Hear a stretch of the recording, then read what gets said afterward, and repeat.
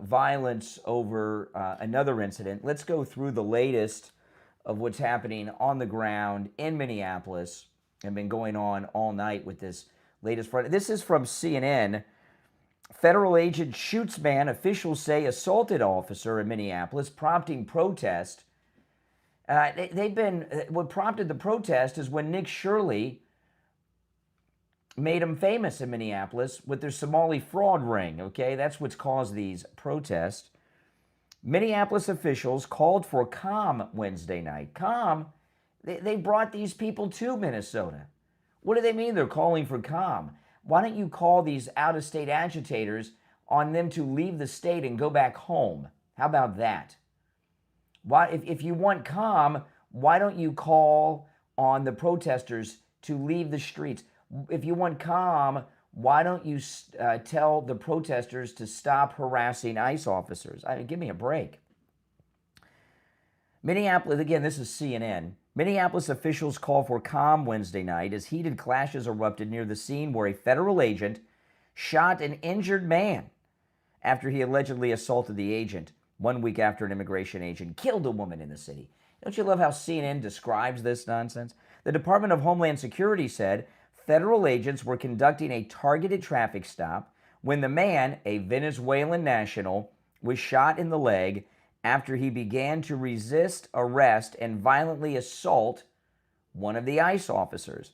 The individual was transported to a nearby hospital with non-life-threatening injuries, the city said. In the hours after, demonstrators gathered near the scene, facing off against law enforcement, who deployed multiple tear gas canisters, pepper balls, and what sounded like flashbangs before officials told people to go home. I urge anyone that is at that scene to leave immediately, said the police chief at a news conference, calling it unlawful assembly. The incident comes as the city continues to reel in the aftermath of the fatal shooting of Renee Good. The incident began, the new incident, and again, I'm reading from CNN, so, you know, this is the liberal bias of CNN we're dealing with. The incident began at about 6:50 p.m. and involved a Venezuelan man who Department of Homeland Security said is in the United States illegally. The man fled the scene in his vehicle, crashed into a parked car, and then ran away on foot.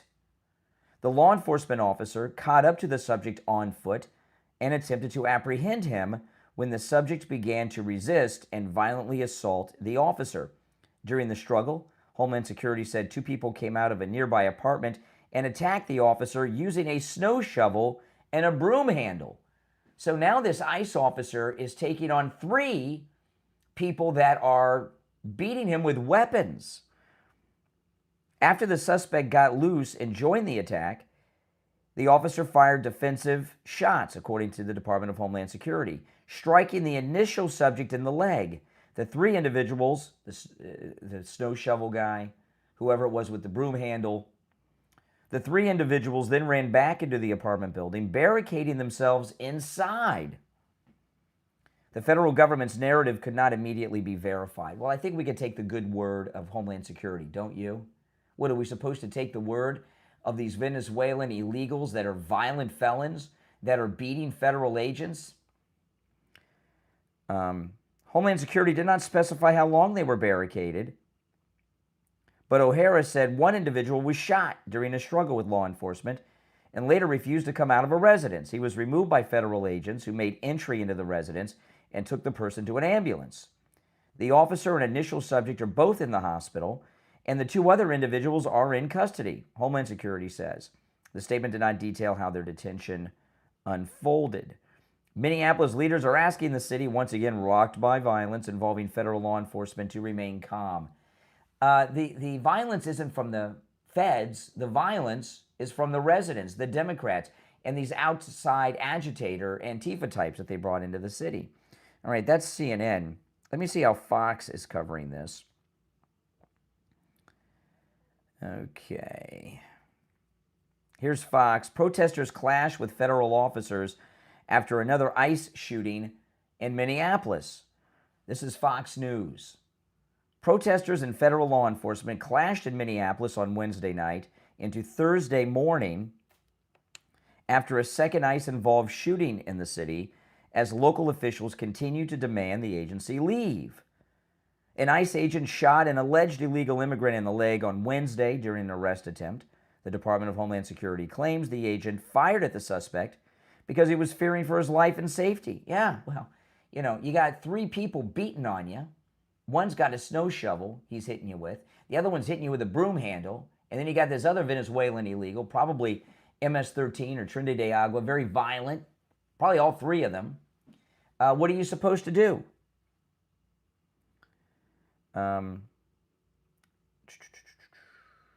The suspect was reported to be in stable condition and is now in custody, while the ICE agent is allegedly in the hospital, Fox News reports. This comes after the incident last week with Renee Good. They go into that. Democrats and local residents have condemned the shooting as a murder. They're talking about Renee Good. Protests continued on Wednesday after the latest shooting, and demonstrators using horns and whistles and officers deploying tear gas and pepper balls. There were at least 100 people at the scene, where officers were dispersing pepper spray, throwing pepper balls, and using flashbangs as protesters tossed items at the agents. Demonstrators were also calling on ICE to leave the city and holding signs with phrases such as F ICE. Minneapolis Police Chief Brian O'Hara said a crowd was committing unlawful acts, including throwing fireworks at officers, and urged people to leave immediately. This is already a very tense situation, and we do not need this to escalate any further, he said. Minnesota Governor Tim Walz, urged peaceful demonstrations in response. How about no demonstrations? How about everyone go home? It's night, it's cold, things are heated. There's no peaceful at night. You go home. I know you're angry. I'm angry. What Donald Trump wants is violence in the streets. This is Tim Walz. His people are the ones doing the violence in the streets. Walz goes on, but Minnesota will remain an island of decency, of justice, of community, and of peace. Don't give him what he wants, Walz wrote on X. He doesn't want ICE officers beaten with snow shovels and broom handles. And he doesn't want anyone shot, President Trump. Walz also made an address to Minnesota where he called on ICE to leave the state. I want to play that coming up in a bit. Now, if you're on hold, stand by. If you'd like to call in, the number is toll-free no matter where you are watching from. It's 888-465-2631, 888-465-2631, toll-free call. And if you're on hold, stand by. We'll get to the phones shortly. This whole thing with Tim Walz here, and I would like to know if you agree with me on this. This violence in Minnesota has nothing to do with deportations. Nothing. It has nothing to do with Renee Good either. These protests in Minnesota are organized and caused with the organization of the Democrat Party because the Democrats, from Tim Walz on down, they got busted. Nick Shirley put the biggest spotlight in history on their Somali Learning Center scam. They're all facing decades in white-collar prison, and the Democrats in Minnesota are such lowlives that they're willing to burn their state down, where people are getting beaten, hospitalized, hurt severely, run over by cars, and even shot to avoid doing time for their crimes. Do you agree with me on that? That's what's going on here? This is all being organized by the Democrats to try to stay out of jail. And for the life of me, I don't understand. They've stolen $19 billion from the federal government through this Somali pirate scam. So these public officials, don't they have enough money to retire? Can't they flee the country and stop this? I'm surprised none of them have. And what they're trying to do is run ICE out of the state of Minnesota. Well, the opposite is in fact true. By tomorrow, there's going to be at least 3,000 ICE agents in the city. The ICE agents outnumber the police. And if that weirdo mayor, Jacob Fry, and this lunatic governor, Tim Walz, if they really wanted things to stop, they would stop their protesters in the streets. They're the ones who brought them to Minnesota, and they're the ones that put them in the streets. All right? All right, I'll take some calls. And I do want to hear all opinions on this, but can you mind your manners so we can have real discussions? I understand you liberals are classless. Many of you are mentally ill. But mind your manners, all right? Let's have some real discussions about what's going on. You're on the air. What's your name? Where are you calling from? Yeah, good morning, Brian. Yeah, Richie. I watched all of this go down all day yesterday. I watched how low can they go? They had high school students out there with left-wing reporters on and on and on, questioning high school students who should have been in school but are protesting, saying foul language about ICE. Now they got the kids doing it. And then to top it off, they get this guy, the governor, who totally incited this whole thing. I'm going to tell you something. I'm starting to look at the Trump administration, and I'm going to say this, and it's not against Trump. It's Pam Bondi and the FBI and all of these people. If they aren't in the governor's mansion, I mean, they took what's his name in the middle of the night out of his house in Fort Lauderdale. Yeah, Roger Stone. And this, they should snatch this governor. The FBI should snatch him right out of the house. Now and say you're under arrest for not incitement, everything else. How can a man stand there and say people have got to watch? They're dragging pregnant women down the sidewalks. Is that inflaming to people? Yeah. They go door to door looking for brown people. The pregnant woman. Was that the woman that they pulled out of the car yesterday that lied and said she was going to the doctor? Who's he talking about? Give me a break. The deportations they're doing, most of them are of very violent Venezuelan illegals, rapists, murderers, drug traffickers. Yeah. But with Tim Walz, I want to play a little later some of Tim Walz's State of the State speech. I mean, he was calling on the people to rise up against the government. Yeah, it's an attack. He said attack. Yeah. I remember years ago when George Wallace, I believe, tried to block the federal government with black people going to college. Another Democrat. Didn't they arrest him? That's a good question. I'd have to go back and look. It's before my time. I mean, I know about it, but I'd have to go back and look. Yeah, I don't know if they did, but this guy should be arrested this morning. There shouldn't even be a thought. President Trump. He caused that last President night. Trump knows more about what's going on than we do, and they're trying to trigger President Trump to send in the army. I really do. So he's not letting himself. But they're sending in 1,000 more ICE agents, and President Trump is trying to do it in a way that doesn't incite. Give them. Well, I shouldn't say incite. Doesn't give them an excuse to call for more violence. But to pull, let me say this. I mean, I'm watching this. You can't get any worse than it is right now. And the point being, these guys are out in the street. They have to have an army of people in back of them because the public, and I don't even call it the public, the hired goons are attacking them left and right. Yeah. I mean, so what I'm saying is it's a war zone down there, and for Tim Walz to be sitting there sleeping tonight after what he did last night. He incited that whole deal last night. Remember when he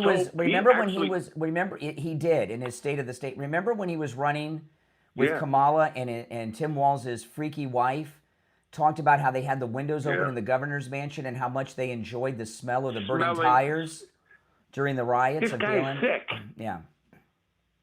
He is literally sick. I don't know how anybody and if the FBI snatched him out of his mansion and put him under arrest for causing riots like this, and incitement, insurrection, whatever you want to call it, because they attacked President Trump when he said peacefully go to the down to Congress. Exactly. Yeah, they peacefully protest, and they persecuted this guy. This guy needs to go to jail, but I don't know why they won't do it because they're afraid. Because they're trying. They're afraid of going to prison, and for some reason they can't get out of the country. I guess you would think they have enough money stashed away in foreign bank accounts that they would just flee. Nick Shirley yesterday had round 2. Did you see it? I did, yeah. The transportation center that didn't exist and was a liquor store. Yeah. And all that. So this is exactly what's going on here, and yet they don't. And I'm starting to say, why isn't the FBI there this morning? That if they did Roger Stone, this is justified. And if you think that would create more hostility in the streets, it can't get any worse than this. It can't.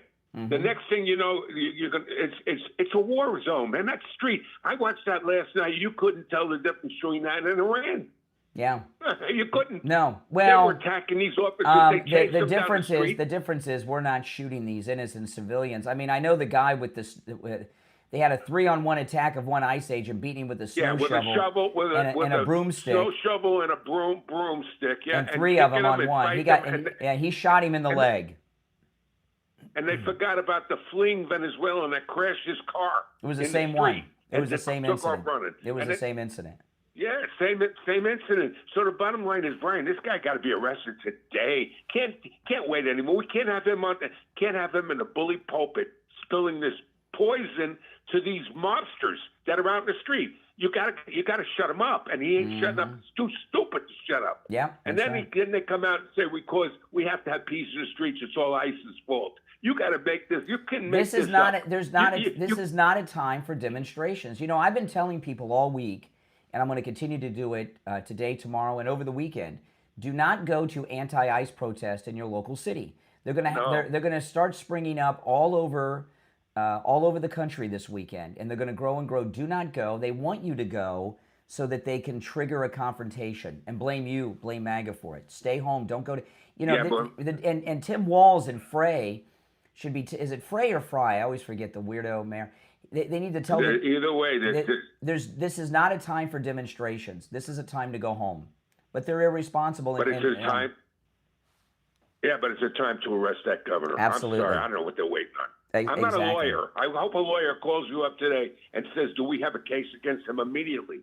I mean, not a local judge, because a local judge will turn him loose, because a local judge is the same as these politicians. He's probably getting Somali money also. I do know that Scott Bessett and Kristi Noem are doing some serious investigating. JD's talking. They're trying to find out who's financing this, and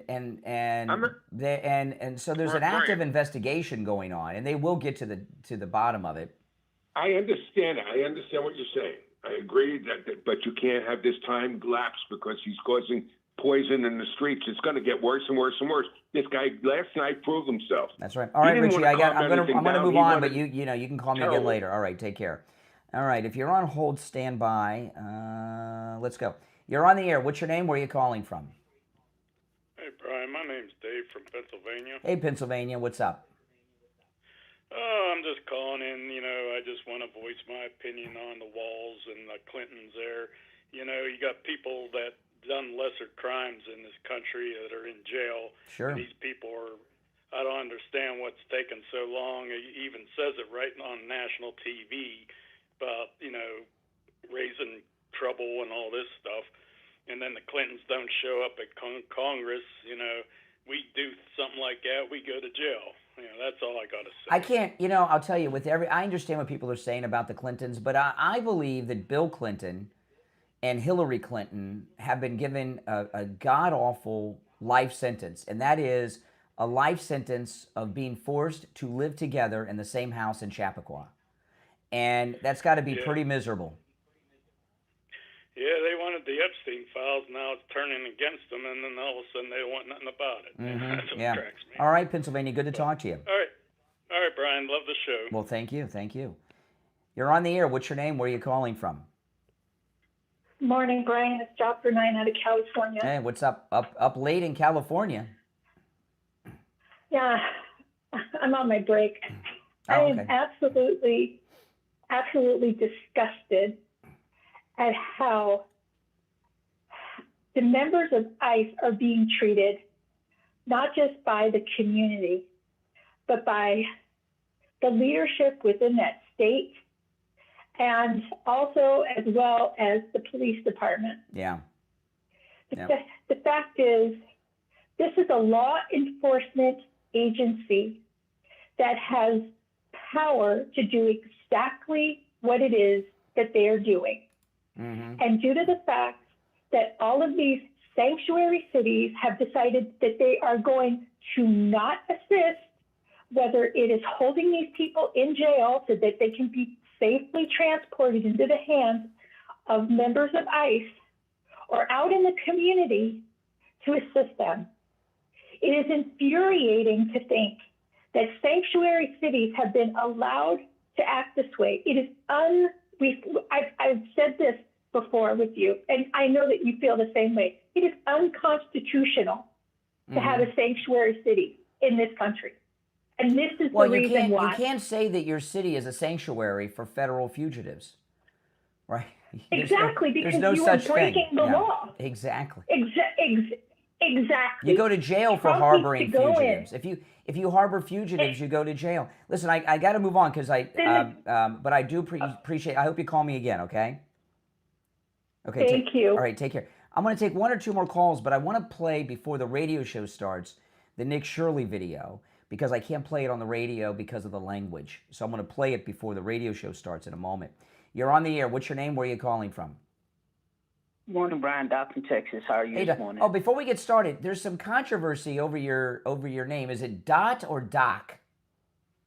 Doc, D-O-C. Okay, Doc, like doctor, like short for Doc. Okay. Uh-huh. All right, Doc. Okay, hey, you okay? You okay this morning? I'm always okay. Okay. I was talking about calling you about the stuff that's going on in Greenland and all that in Minnesota. Greenland, USA. No, it's not. I think the problem is we need. We have a military presence there. That's all we need. And they always said if you want more, you can come in more. Oh. But that's their country. Leave these people alone. It's not their country. Run our country. Denmark. Why are you siding? Why are you siding with a European king and colonialist? Okay, the king of Denmark. They are colonizers in Greenland. Why are you siding with colonizers, Doc? Leave those people alone. Leave those people alone. Let them run their country. Listen, this year, July 4th, is the 250th anniversary of when the great founding fathers of the greatest nation that's ever existed, the United States, said, "No more kings." You liberals even have your No Kings protest, and we say no more kings in Greenland. No more kings in Greenland.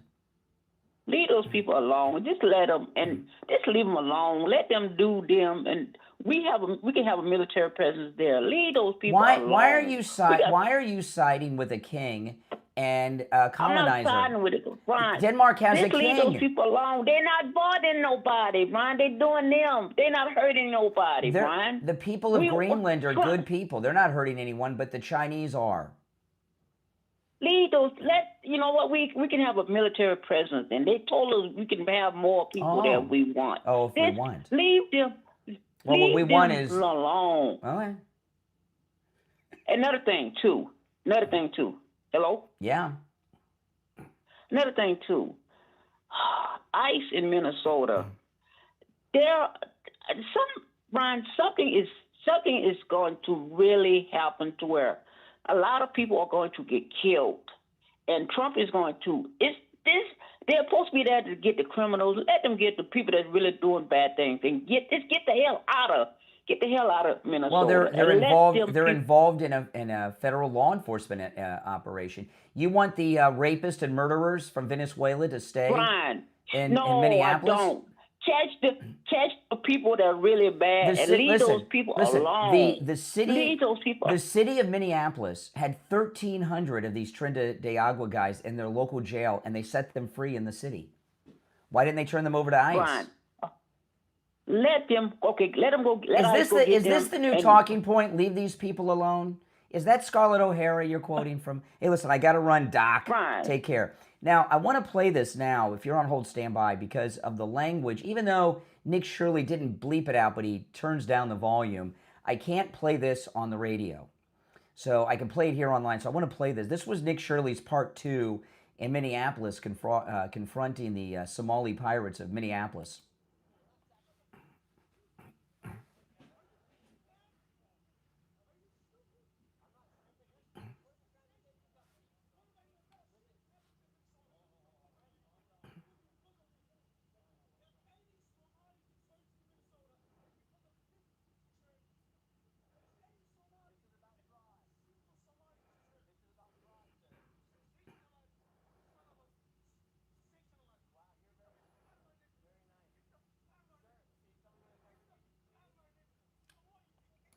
Now, can you imagine? This guy's got an accent so heavy I can hardly understand him. He's telling Nick Shirley to get out of his neighborhood? Well, why doesn't this guy and his Somali pirate friends get out of our country? We got a foreigner here who's part of a theft ring, right? Remember, Nick Shirley went to a transportation center. There was no transportation work there. It was a liquor store. He's telling Native American Nick Shirley to get out of his country, out of his neighborhood, out of his city? Boy, oh boy.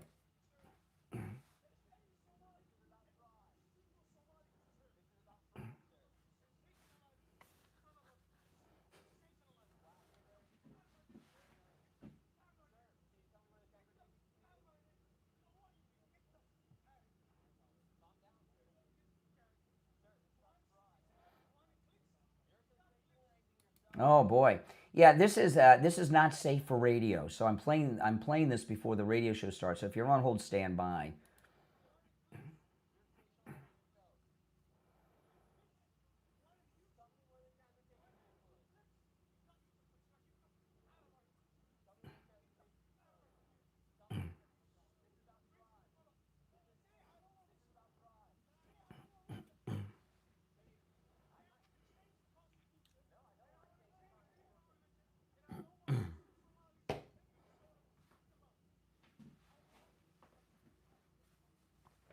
He was born in this country with that accent? Holy smokes.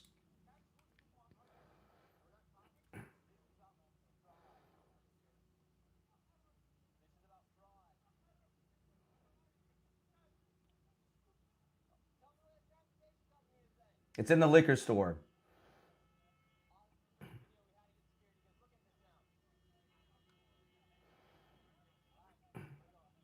See, Nick Shirley's security, they said, we got to get out of here. It's not safe.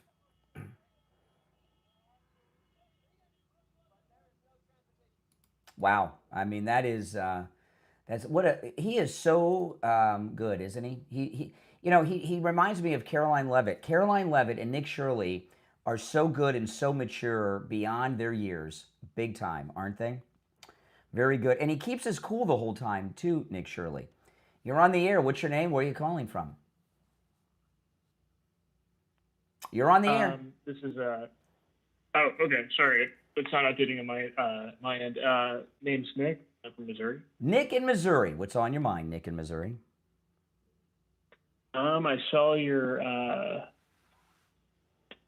what is it? Your thing about the fact that the Minneapolis Rebellion. I was curious Yes. about how you perceive the situation, I guess. Well, ICE agents are in Minnesota. They're in Minneapolis, carrying out the directives from the President of the United States, who passed the orders down to the Secretary of Homeland Security. And when you interfere with government business, you're involved in an insurrection. There's an insurrection going on in Minneapolis, Minnesota. It's an insurrection against the federal government. I guess, do you have any questions about how ICE comports themselves and how much training that ICE agents receive? No, that's for the lawyers in court to deal with. You don't argue a court case on the streets. You go to jail, you get a lawyer, you go to court, and then your lawyer makes the case. You don't do it out on the streets with by hitting ICE officers with snow shovels like happened yesterday. Hey, I mean, I guess my question is about specifically like your own thoughts about it, because I mean, my immediate thought when I saw your, I mean, I'm proud of ICE. I'm proud of ICE. Well, and I'm proud of our heritage as Americans that we come from I mean, literally a heritage of questioning the authorities that say that they You don't question the authorities by beating them with snow shovels like happened last night. I didn't stipulate that. I didn't make any in favor of that. I didn't put that forward. I appreciate that's an example that is something that Martin Luther King and his followers never attacked people. It was peaceful demonstrations and sit-ins. What happened to Martin Luther King? He got shot. Yeah. He did get shot. Oh, so you're calling for violence? You're not calling for violence. You're against peaceful protest and demonstration? So you're against, so No, this actually, isn't, hold on a second. Hold on. Wait. So you're wiser than Martin Luther King Jr. and Gandhi? Who do you think you are? You're wiser than those two? I didn't say that. Yeah, you question, Martin Luther King modeled his movement on Gandhi. And you said that he was wrong. They both got shot, by the way. Didn't say that. Yeah, they both were shot. I'm not saying, like, I'm.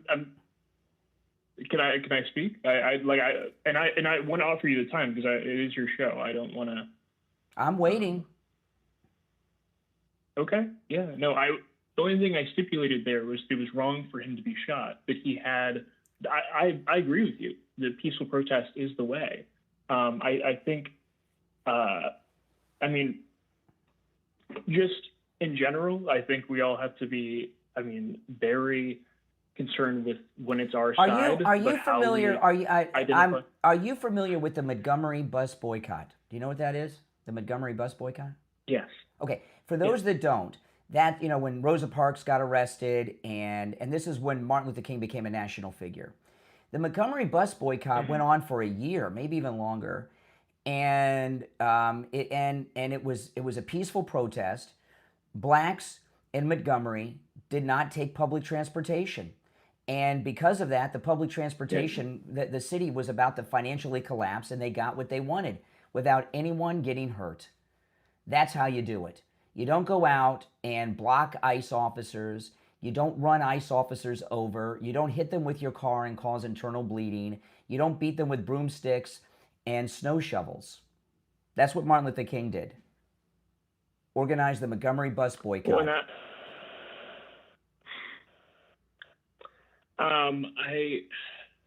I guess I'm just perplexed by how willing you are to. I agree with everything you just said in terms of, because Martin Luther King and Muhammad Gandhi. Why'd you call me? Why were you triggered to call me? You saw me on YouTube and something inspired you to pick up the phone. What were you thinking when you first saw me and heard me that made you call? What was on your mind?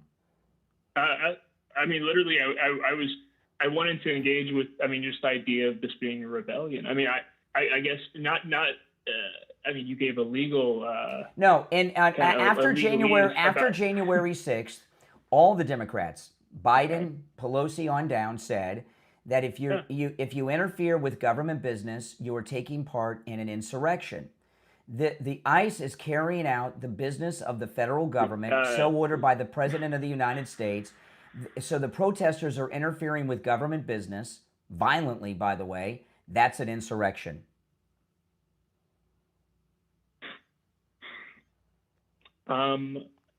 Well, I'm right? I appreciate your perspective. Yeah, and I'm right, aren't I? I'm right.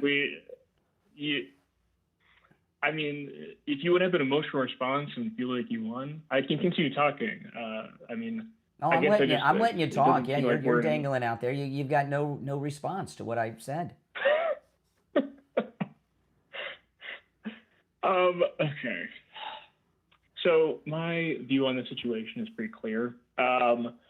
Is the fact that, the enforcement of this has been, there has been an incredible amount of examples of folks being manhandled or poor training on ICE agents. It's really early here. It's early here too. I'm in Florida. It's early here too. Well, I wasn't saying. I was just apologizing for the yawn. Mm-hmm. I appreciate your perspective. I guess it's just hard because I'm not in the center on this necessarily. No, you're on the left. You're on the left. You're a liberal. You're on the left. You're with Antifa and the protesters out there. The anarchist. The rebellion. I didn't know this was be. When you have people on, it's just this us versus them thing. Because I haven't even said anything like personally against you. I haven't said I anything have talked that you to were one over way or the years. other. I've been doing this a long time. I've talked to tens of thousands. You haven't talked to me. I've talked to tens of thousands of people on the show over the years, tens of thousands, and I could tell by the first syllable out of your mouth what your political persuasion is. Listen, I've got to run because I've only got about 10 seconds left. But Okay. but call again sometime when you're awake. No worries. All right, take care. All right, we got about 30 seconds till the radio show starts. So if you're on hold, stand by. The radio show is going to start in 30 seconds. And then I'll open the radio show and get into that. And then I'll eventually go back to the phone. So if you're on hold, stand by.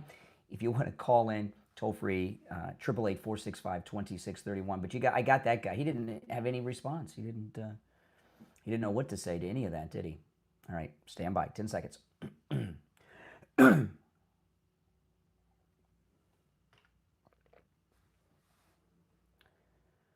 Welcome to the program, everyone. My name is Brian Craig. It is Thursday morning already. You are listening to the Steve Kane Radio Show, Florida's longest-running radio show. On the radio since 1977, celebrating 49 years on the radio. And, of course, this is where MAGA comes to talk. All right, the Minnesota Rebellion continues, and there was a lot of violence that went on until the overnight hours. We're going to cover that and talk about all of that on the program today with your calls. Also, Mayor Tim Walz, I'm going to play his State of the State speech coming up. Incited violence in his State of the State speech. And I'm going to play it as opposed to the soundbite. It's not that long. When I play his speech, I'm going to play it in its entirety in a little bit. And the reason I'm going to play it in its entirety is because I don't want liberals in the audience to claim that I am selectively editing what Tim Walz said out of context. Now, later I'll play a clip or two, but the first time I play it, I am going to play it in its entirety. There was another shooting. An ICE officer shot an illegal in Minneapolis last night, and I'm going to share this story with you. I'm going to read the account of what happened from CNN. And the reason I'm reading it from CNN is because they do tell what happens, although with their CNN, Clinton News Network, liberal bent, no doubt. But, you know, when we've got a lot of liberally impaired people in this audience, and when it comes to liberals, Democrats, progressives, whatever they want to call themselves, when you're talking to these people, you got to use their sources when you can, liberal sources. And the reason is, if I were to share the story from Fox or Breitbart or Newsmax, they would just discount it by, oh, that's Fox, that's Breitbart, that's Newsmax. They can't do that with the Clinton News Network, CNN. So that's why I'm sharing the story from CNN. So let me go through this. If you're on hold, hang in there. CNN headline, Federal Agent Shoots Man. Officials say assaulted officer in Minneapolis, prompting protest. Minneapolis officials called for calm Wednesday night. Yeah, barely. Give me a break. As heated clashes erupted near the scene where a federal agent shot and injured a man after he allegedly assaulted the agent 1 week after an immigration agent killed a woman in the city. I just love the phrases they use, the terminology they use. Just like an ICE agent just shot dead and just a woman going down the street. These people are out of their minds, okay? The Department of Homeland Security said federal agents were conducting targeted traffic stops. Have you ever been through that? Where, you know, they have those DUI checkpoints. I've been through those over the years. So what? You get stopped, you get pulled over. That's it. You stop, you comply, you give them your ID. You don't run them over. You don't speed off. You don't refuse to put your window down. You know, whenever I get pulled over, before the police officer gets to my window, all the windows are down. Yeah, I have all the windows down in my car before the police officer even gets to my car.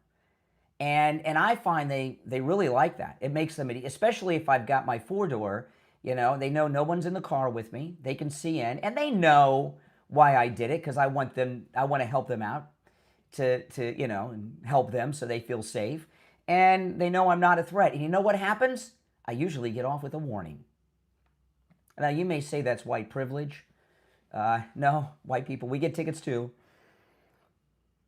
That one BSO in that speed trap in Parkland, he's got me a couple times. The guy that shaves his head to hide his bald spot. Anyway, let me get back to this. Let me start over. I won't get distracted. This again, CNN. Minneapolis officials called for calm Wednesday night as heated clashes erupted near the scene where a federal agent shot and injured a man after he allegedly assaulted the agent, 1 week after an immigration agent killed a woman in the city. The Department of Homeland Security said federal agents were conducting targeted traffic stops when the man, a Venezuelan national, an illegal, was shot in the leg after he began to resist arrest and violently assault one of its officers. The individual was transported to a nearby hospital with non-life-threatening injuries. In the hours after, demonstrators gathered near the scene, facing off against law enforcement who deployed multiple tear gas canisters, pepper balls, and what sounded like flashbangs before officials told people to go home. The police chief said, I urge anyone that's at the scene to leave immediately. Wink, wink, like he really means it. The incident comes as the city continues to reel in the aftermath of the fatal shooting of Renee Good. Federal agent fired defensive shots, according to the Department of Homeland Security. The incident began at about 6:50 p.m. local time and involved a Venezuelan man who the Department of Homeland Security says is in the United States illegally. The man fled the scene in his vehicle, crashed into a parked car, and then ran away on foot. The law enforcement officer caught up to the subject on foot, attempted to apprehend him when the subject began to resist and violently assault the officer. During the struggle, Department of Homeland Security said, 2 people came out of a nearby apartment and attacked the officer. One with a snow shovel, the other with a broom handle. So here you have an ICE officer. He has no backup with him right now. He's on his own. He's fighting with this illegal Venezuelan, physical altercation. Then his 2 buddies come out of the apartment building and attack the ICE officer. One with a big old snow shovel. That's metal, man. The other one with a broom handle. So 3 illegal Venezuelans, I'm going to assume the other 2 are illegal too, are giving a beat down to this ICE officer. After the suspect got loose and joined the attack, the officer fired defensive shots, Homeland Security said, striking the initial subject in the leg. The 3 individuals then ran back into the apartment building, barricading themselves inside. The federal government's narrative could not immediately be verified, CNN reports. Give me a freaking break. Homeland Security did not specify how long they were barricaded, but one individual was shot during the struggle. That was the initial subject, with law enforcement, and later refused to come out of a residence. He was removed by federal agents who made entry into the residence and took the person to an ambulance. The officer and initial suspect are both in the hospital. The 2 other individuals are in custody. And then it goes on for Minneapolis leaders with their wink, wink, nod, nod, peaceful demonstrations. Last night, Tim Walz gave a State of the State speech that was filled with technical difficulties and then incited violence. And then it happened. There's no question that the state of Minnesota, in particular Minneapolis, in Minnesota, is in a state of rebellion against the federal government. This is textbook insurrection. And that's not my definition. This is an insurrection by the definition of Nancy Pelosi, Joe Biden, and every other leading Democrat in this country. They told us on and after January 6th that if you interfere with government business, you are an insurrectionist, right? Remember that? You interfere with government business, you are an insurrectionist. These ICE officers aren't some gang that's descended on Minneapolis, Minnesota. They're there following the orders of the President of the United States and are carrying out government business. The protesters in Minneapolis are interfering with government business very violently. And tomorrow will be 2 weeks since Nick Shirley dropped his first report. And they started shortly thereafter. So we've had 2 weeks almost of violent insurrectionists in Minnesota. And why is this happening? I'll tell you after the break. It's the Steve Kane Show. My name is Brian Craig. It is tax season, guys. Don't do your own taxes. Don't get TurboTax. Don't go to that guy by the cash registers at Walmart from some tax agency. Don't go to H&R Block. Call Jamie Levac over at Swift Tax. He's Steve Kane's accountant. I met with him on Monday. He is amazing. He knows the tax code like no accountant I've ever talked to. Stop paying too much in taxes. Maximize your refund. Jamie from Swift Tax can help you with your taxes no matter where you're located in the United States. His office is here in South Florida, but he can help you no matter where you are in the United States, not just with your federal taxes, but your state taxes, local taxes. If you have a business, he can help you with your business taxes, your payroll taxes, even your bookkeeping.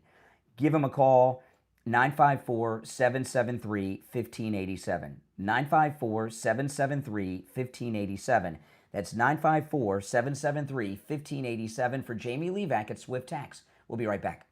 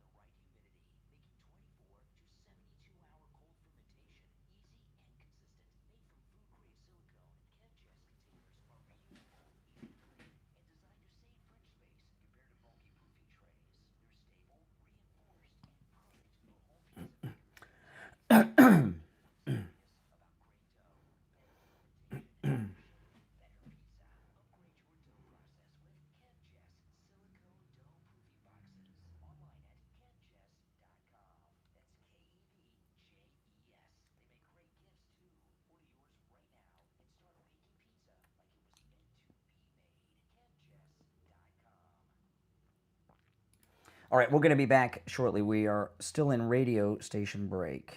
Okay. We've got about 30 seconds and we'll be back. You guys on hold, stand by. I got to cover some more things, but if you'd like to call in, the number is pinned in the live chat. It's toll free, 888-465-2631. I forgot to get some fresh coffee during the break. I'll do it at the bottom of the hour break. I'll go get coffee.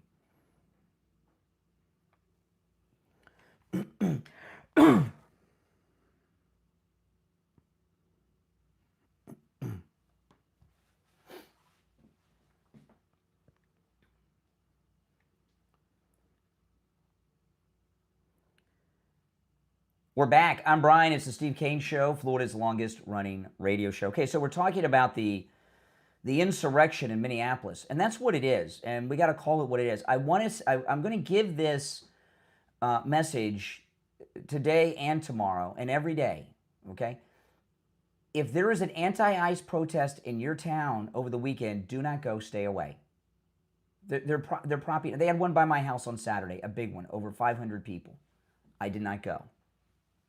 Do not go. That's what they want. That's the purpose of the protest, is to try to get you to go and instigate violence. If there's an anti-ICE protest in your neighborhood, stay home. Don't go. telling you. Okay, so why are the Democrats doing this? And it's quite simple. They got caught with this $19 billion fraud operation. And I understand that the Somalis are the front people for this. And certainly they have responsibility for the fraud. But they didn't come here from Somalia and set up the largest financial scandal and biggest ripoff of federal funds in history. They did this with the organization of the Democrats who run that state. We know this. Come on. It's obvious. And the top Democrats in Minnesota are terrified of going to prison. So to avoid prison, they've done this. And you notice they're amping it up. But here in Florida, I tell you, Florida does not mess around. Listen to this. This is yesterday here in the state of Florida.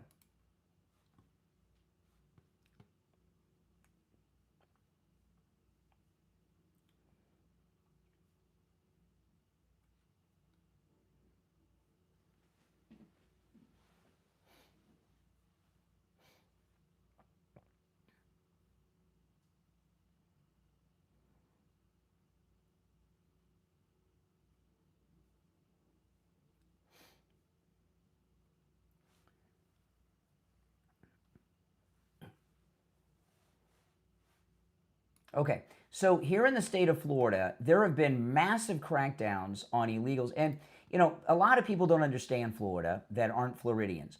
Florida is a much bigger state than people realize. This state is huge, right? From the Panhandle to Key West, it's a massive state. And a lot of people think that aren't Floridians that Florida is Disney World and the beaches. And that's a big part of it. But and we're a red state. And we've been a red state since Jeb Bush was elected governor in 1998. However, there are huge blue pockets, right? The Orlando area where Disney World is, former sanctuary cities and counties up there. Jacksonville, and some other places. And Florida is more than just tourism. We have a lot of farming here, big sugar. President Trump with the milk bill yesterday, huge dairy industry, lots of farming, sadly not oranges as much as we used to have. But, you know, we have a big farming state and a lot of liberals. There's a lot of illegals in Florida. There have been. And there's been massive crackdowns in the state of Florida. You know, and Florida is where that semi-truck accident happened on the turnpike, where within the listening range of our radio stations, where those people were killed by the illegal that had the license from California that did a U-turn on the turnpike. That's crazy, right? And so in Florida, there's been mass roundups of illegals driving 18-wheelers at the way stations along the road. And if you drive on the turnpike at I-95, I see this more on the turnpike than 95, but I drive the turnpike more than 95. But the Highway Patrol, I have noticed Highway Patrol officers over the last several months pulling big rigs over more than ever. In fact, I rarely see Florida Highway Patrol have regular drivers pulled over in regular vehicles. It's always, mostly when I'm driving down the road on the turnpike, people that are driving a vehicle that requires a CDL license that they're illegally giving to illegals in California and some other places.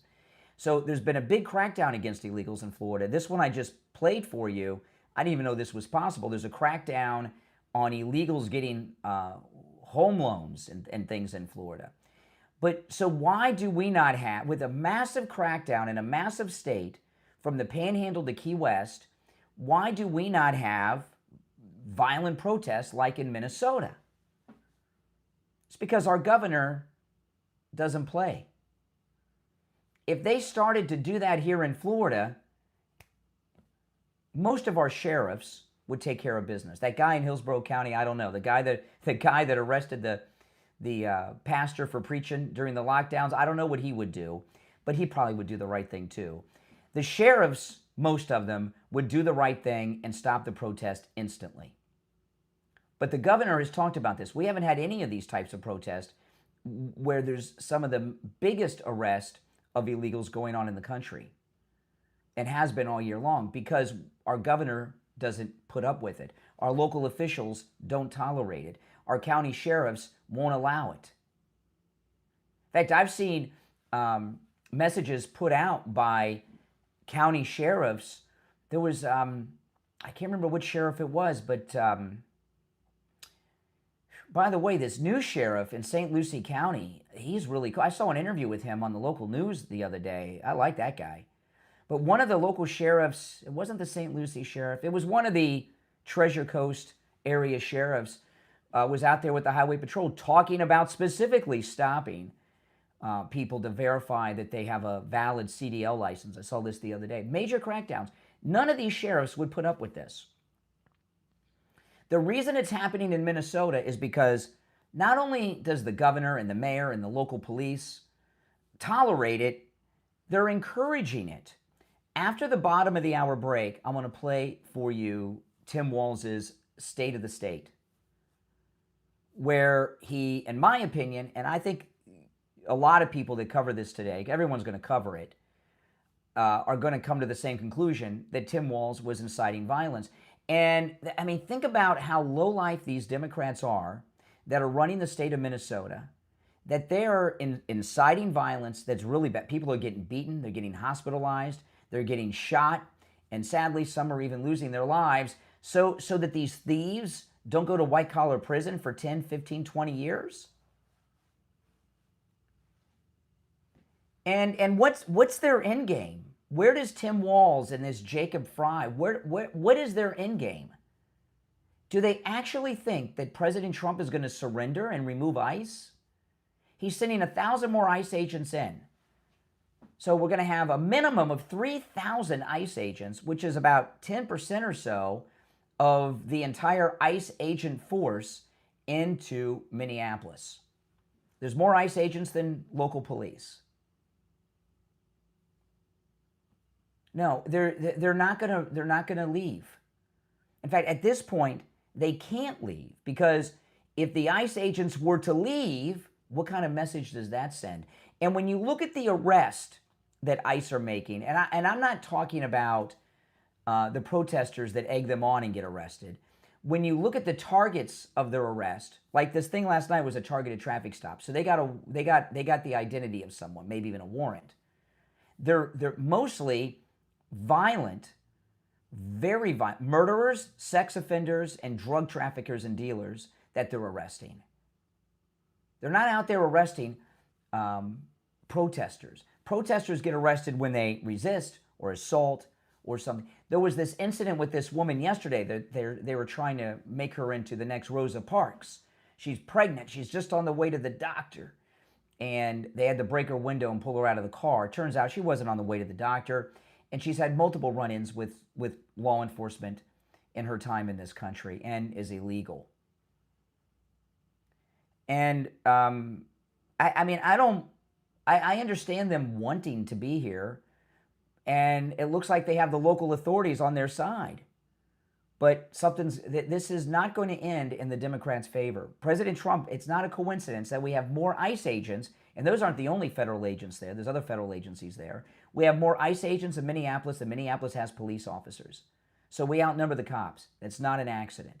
All right, we're going to take our break for the bottom of the hour. When we get back, I'll share with you Tim Walz's State of the State. And then Joy Reid commented on Minneapolis with the most bizarre analysis I've heard yet.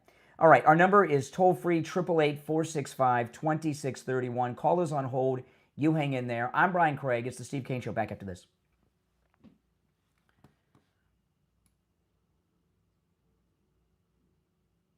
All right, I got to freshen up my coffee.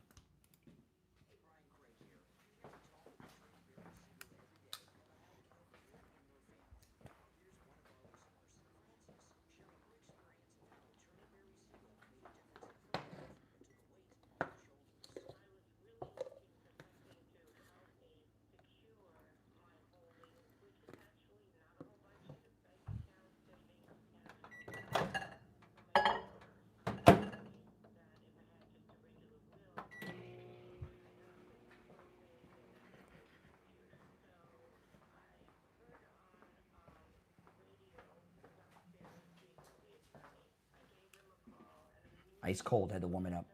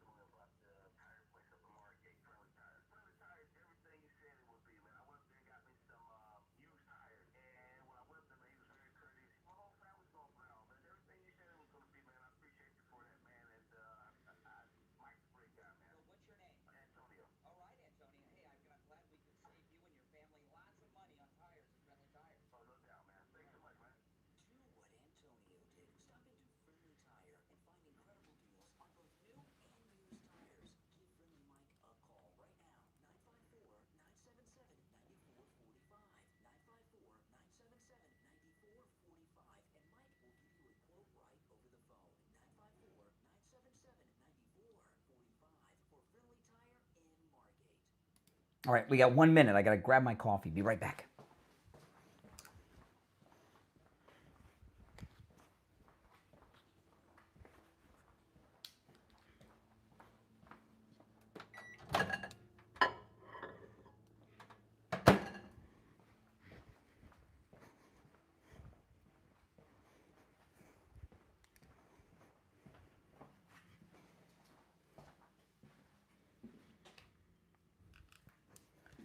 All right.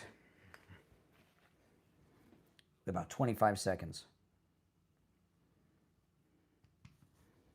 Stand by.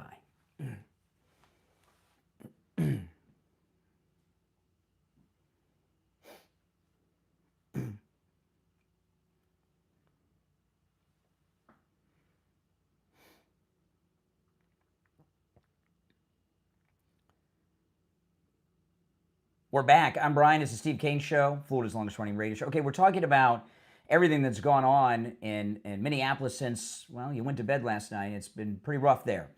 So Tim Walz did this state of the state address, like Governor DeSantis just did the other day, except in Governor DeSantis says he didn't incite violence, and his went off technically clear. I'm going to go through the whole thing. It's not that long, but I want to play this one clip of it, then I'll play the whole thing uninterrupted. This is... It started off with some big technical snafus. Listen to this. What an embarrassment.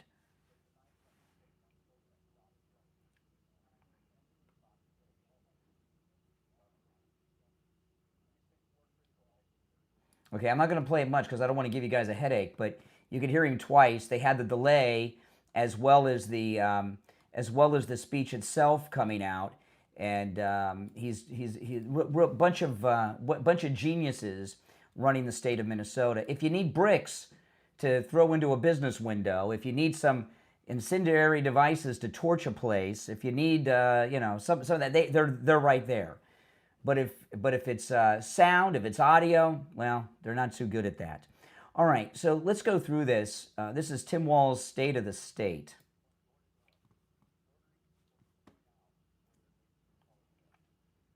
Now this right here, point out where they're, the race card. Yeah, I was just, this race card thing, remember, Rush Limbaugh. Rush said the Democrats, they got that old worn-out playbook they always go to. The race card's one of their favorites, and they're not knocking on doors asking where people of color live. But they're hiding. Everything I hear from Tim Walz here is desperation. And as I see him in this State of the State, they got him all made up for this. He looks like he's lost more weight than the last time I saw him last week. And the reason that he's losing weight is he's in a panic that he's going to get arrested by federal agents in the middle of the night for all these things that are going on and being uncovered by Nick Shirley and others inside Minnesota. And you can tell he's lost a lot of weight, but he's right out the gate, he's playing the race card.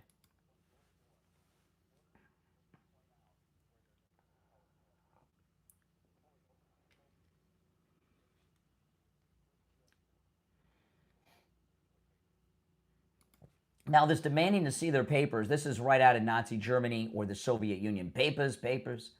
None of this is true. All of us get stopped in traffic stops. But if you are a U.S. citizen who is stalking federal agents, honking horns, and blocking their vehicles, yeah, they may ask you to get out. They may stop you and ask you to get out of your car. And if you're a U.S. citizen, you don't have a right to stalk, harass, block, or interfere with law enforcement, including federal law enforcement.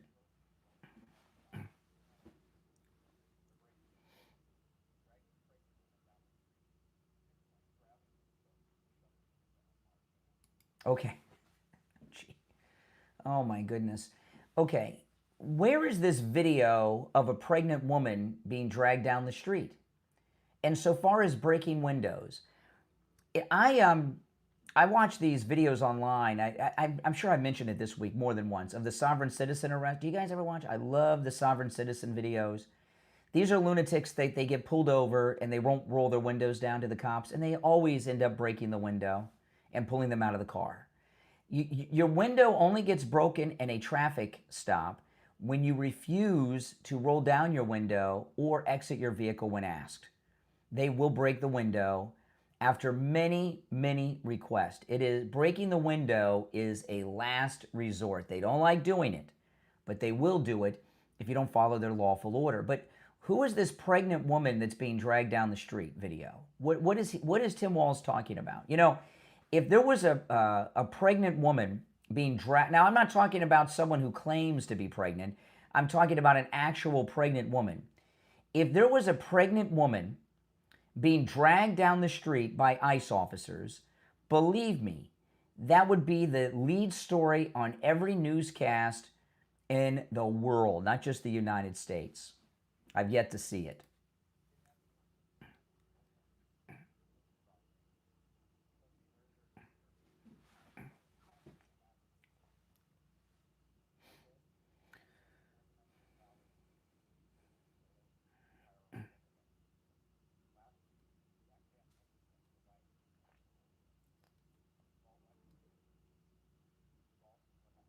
Yeah, we did.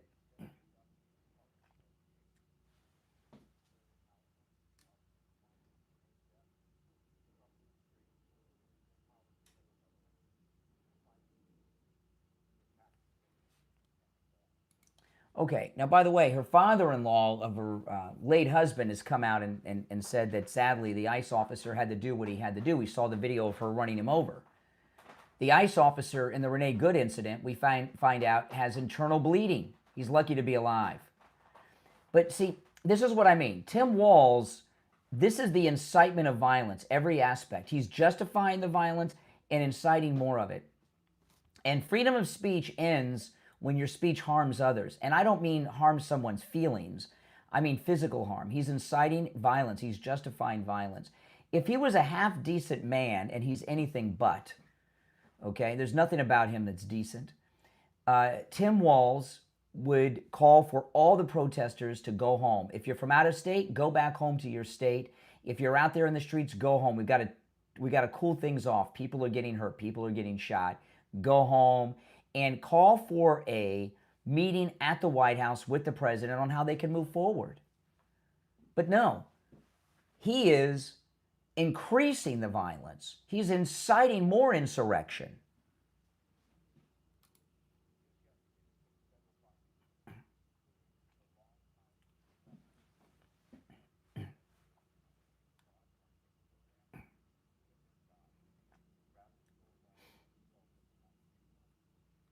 This assault on United States Constitution, on the United States.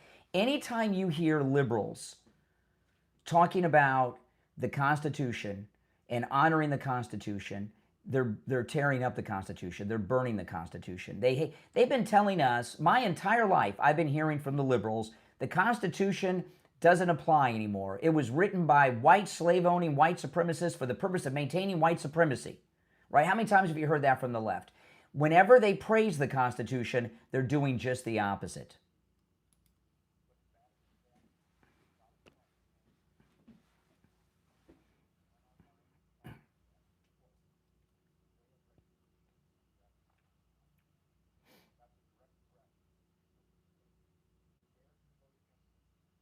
Okay, so now what we have is, I mean, this is insane. Tim Walz is now calling on people to take a... This is how I read. Am I being too harsh on him? I don't think so. I think I'm being mild, tell you the truth. But it sounds as if he's calling on the protesters not only to continue what they're doing, but describing what they're doing as a defensive action against an overbearing federal government.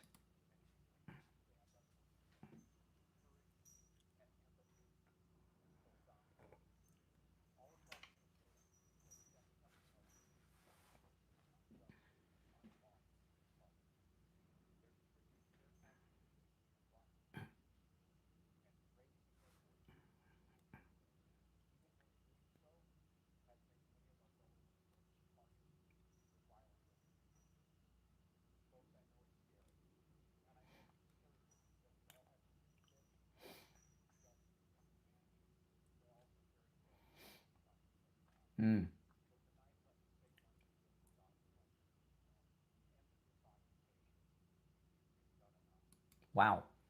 So is he in this occupation?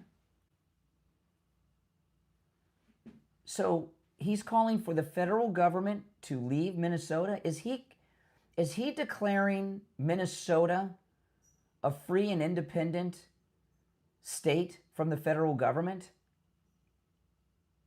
Is he declaring that Minnesota does not have to obey the federal government? That's what the Democrats said in 1860 when Lincoln was elected. He's formed a single state confederacy here, the Confederate State of Minnesota.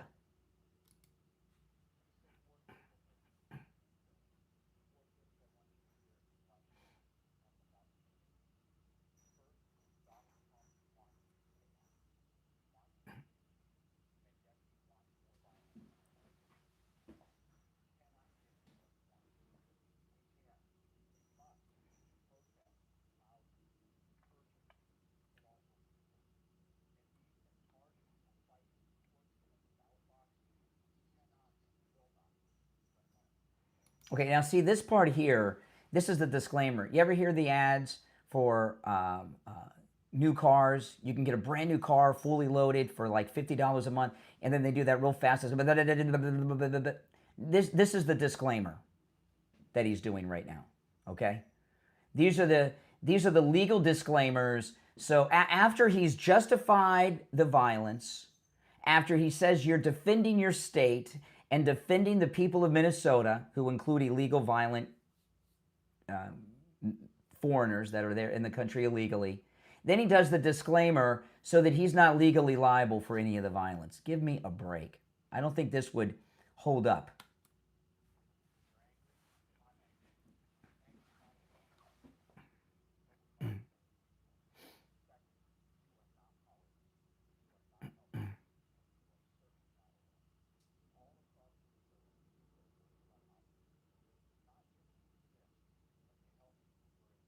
See?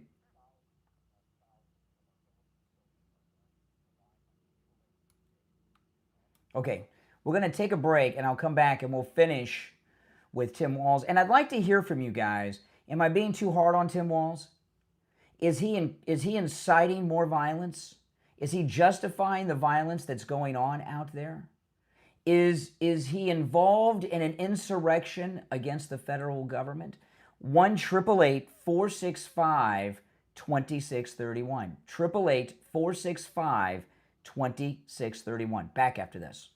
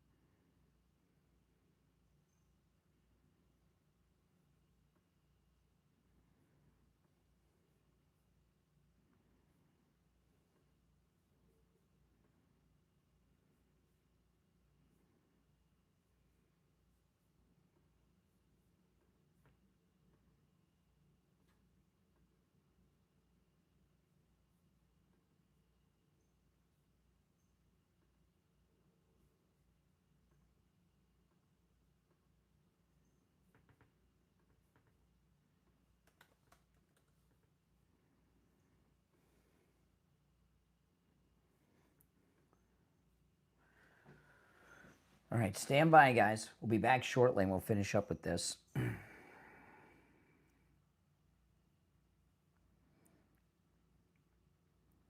We've got about a minute, and we'll be back.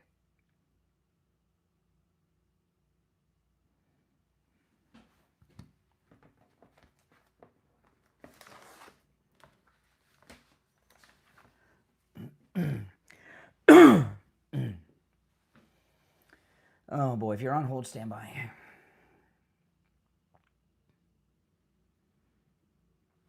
Less than a minute, we'll be back. I heated up my coffee and I made it too hot to drink. I should have just drank it cold. About 30 seconds and we'll be back, so stand by.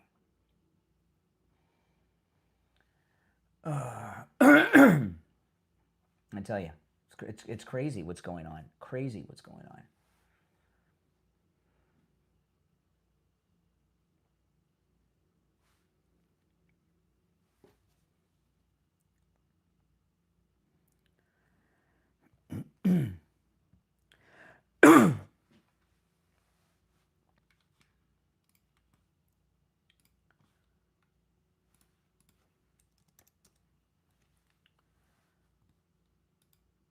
All right, we're back. I'm Brian Craig. You're listening to Florida's longest running radio show, The Steve Kane Show. If you've not already made a reservation for our 10th annual MAGA cruise with me, Brian Craig and Steve Kane, do it. Call in at 561-244-5779. We're going to have a great time like we always do, but this one's going to be extra special. We've got some of the best shore excursions ever experienced by cruisers. I'm telling you, we really work hard on these excursions. We're on a great ship, the Celebrity Beyond. You're going to love it. We have a great MAGA group. This is our largest group ever that we've had, by the way, on this cruise. And on this MAGA cruise, the onboard activities, for those of you that have been back on our past cruises, oh man, you're going to be blown away. We've got some great things planned. So call Ian at Cruise and Travel Depot, 561-244-5779, and join us. Also, if you get his voicemail, please leave a message, 561-244-5779. All right, so let me finish up with Tim Walz's really incitement of violence State of the State speech, and then we'll take some calls, and I most definitely want to hear your thoughts on this.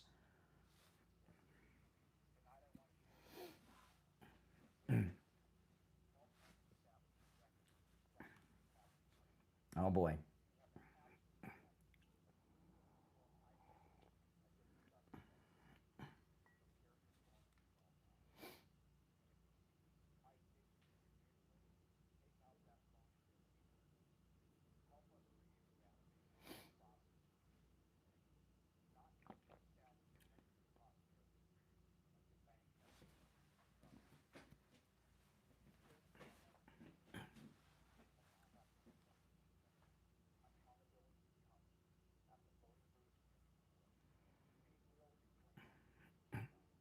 Wow.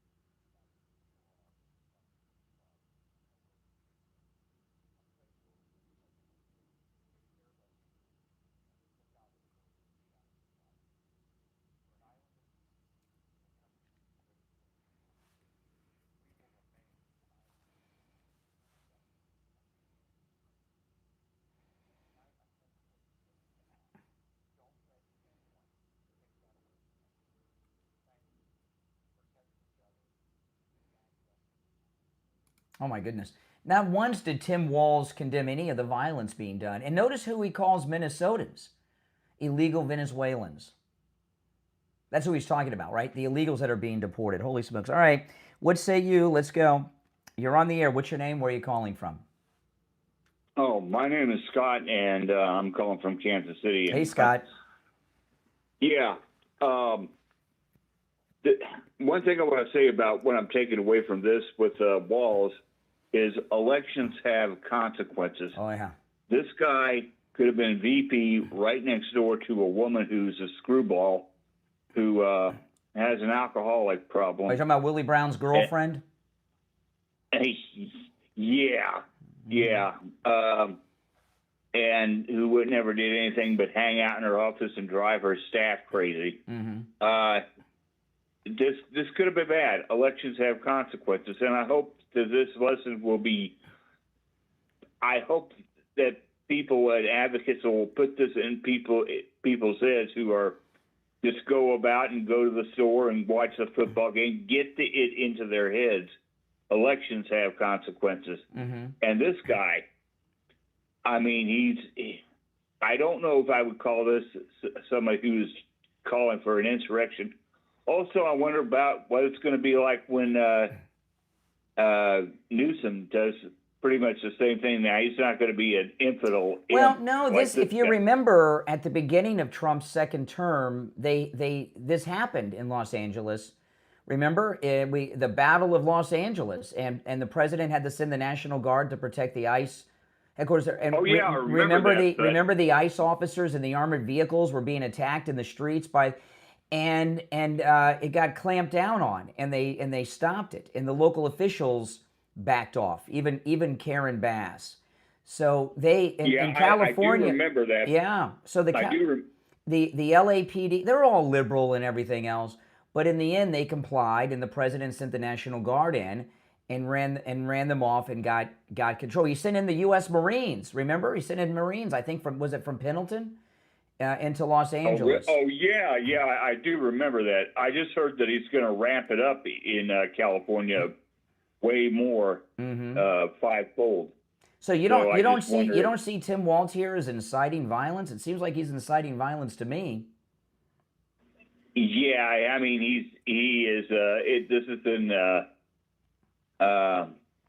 This is almost a calling for an insurrection. Well, he's justifying. This ICE officer that shot the illegal Venezuelan in the leg last night was being beaten by 3 illegals. One had a snow shovel, one had a broomstick, the other one just had his fist. But they were all 3 of them beaten on him. I mean, and he's justifying, Tim Walz, in this speech last night, he's justifying all these actions. All of them. Well, I didn't hear about that. Hear about what, that incident? Oh, you must have just tuned into the show. We started 6 a.m. What time zone are you in Kansas City? I'm in Central Standard Time. This show starts at 5 a.m. Central. Set your alarm. Yeah. I mean, I pick up on you, driving to the. I'll recap it after the top of the hour, but I'm not giving you a hard time. But yeah, no, there was a ICE officer shot the illegal Venezuelan in the leg only after he was being beaten on by 3, and he had no backup with him yet. He was all by himself. Well, what I was afraid of before all this began, but they were going to launch it, is somehow there was going to be counter propaganda against all this, and I was expecting the mainstream media to show Jews being put aboard trains and that sort of thing. Well, I don't know what President Trump has planned here, but he's obviously not going to give in and leave. He's amped up. He's ordered 1,000 more ICE agents to Minneapolis, so there's going to be at least 3,000. I mean, he's dealing with England, right? England. He's dealing with Iran, and he's dealing with Venezuela, and if he could deal with the mullahs and the Ayatollah, and he could deal with the communist of Venezuela, he can handle Tim Walz and Jacob Fry.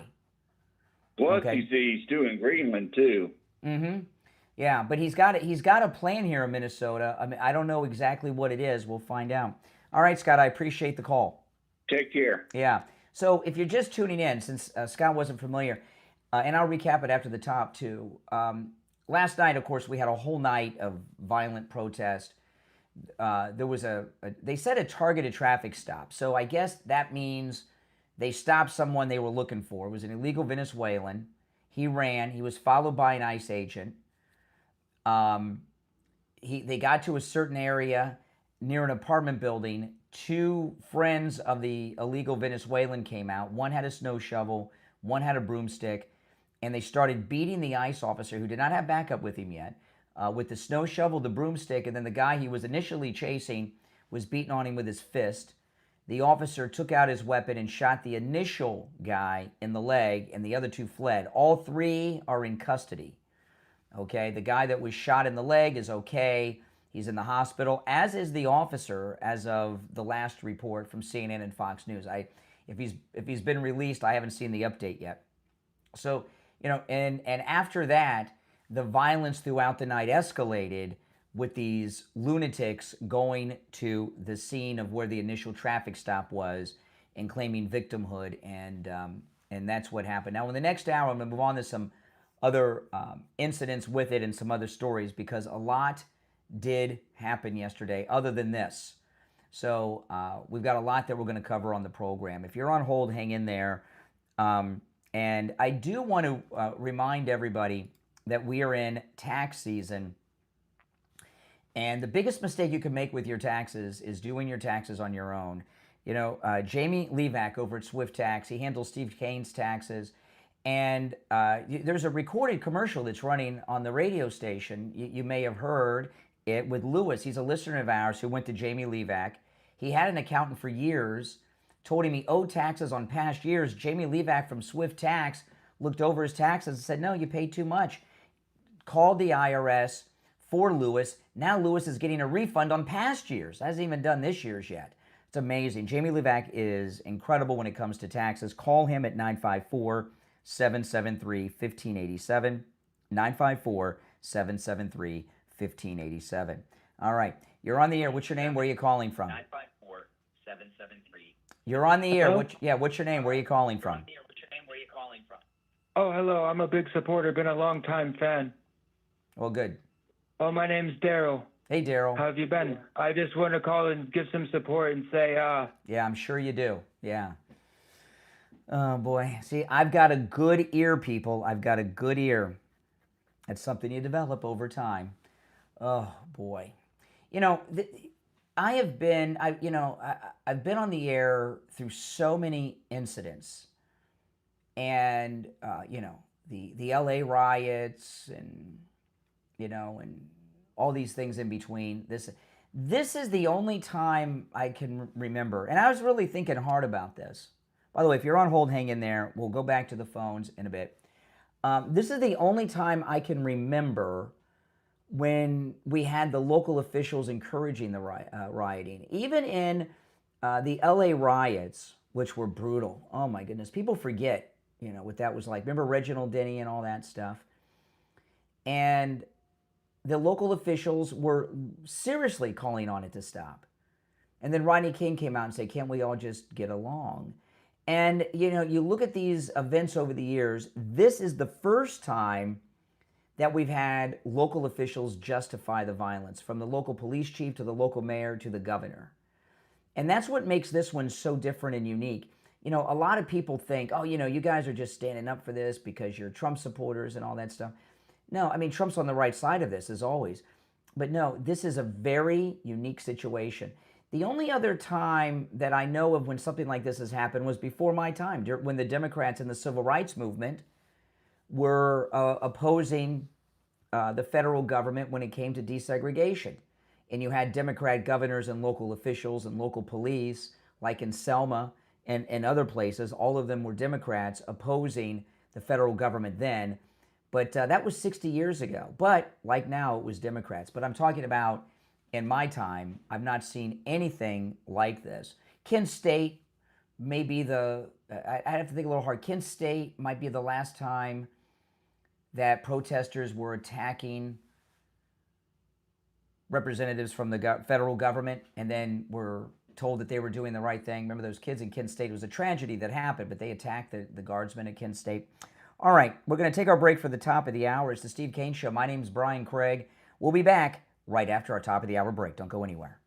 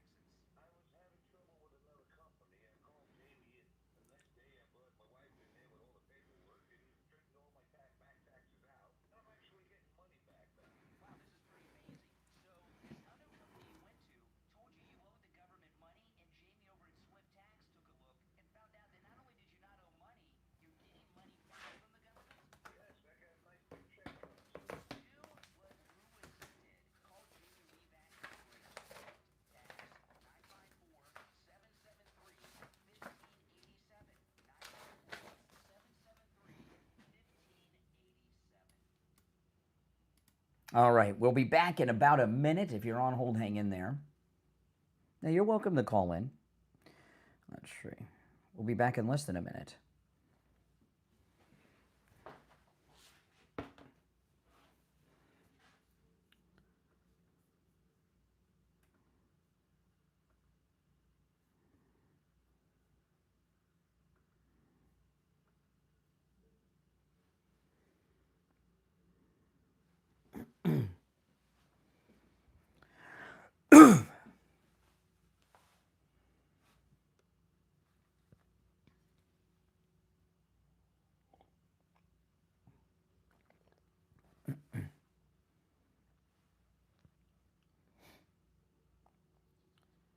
We're back. The 7 o'clock hour has begun. It's the Steve Kane Show, Florida's longest running radio show. My name is Brian Craig, and well, let me take a call or two, then we'll get into new stuff. You're on the air. What's your name? Where are you calling from? 7 o'clock hour has begun. You're on the air. What's your name? Where are you calling from? Do you like to suck cocks? Yeah, no. Mike, gonna keep that finger busy, I tell you. It's gonna be one of those days, I'm telling you.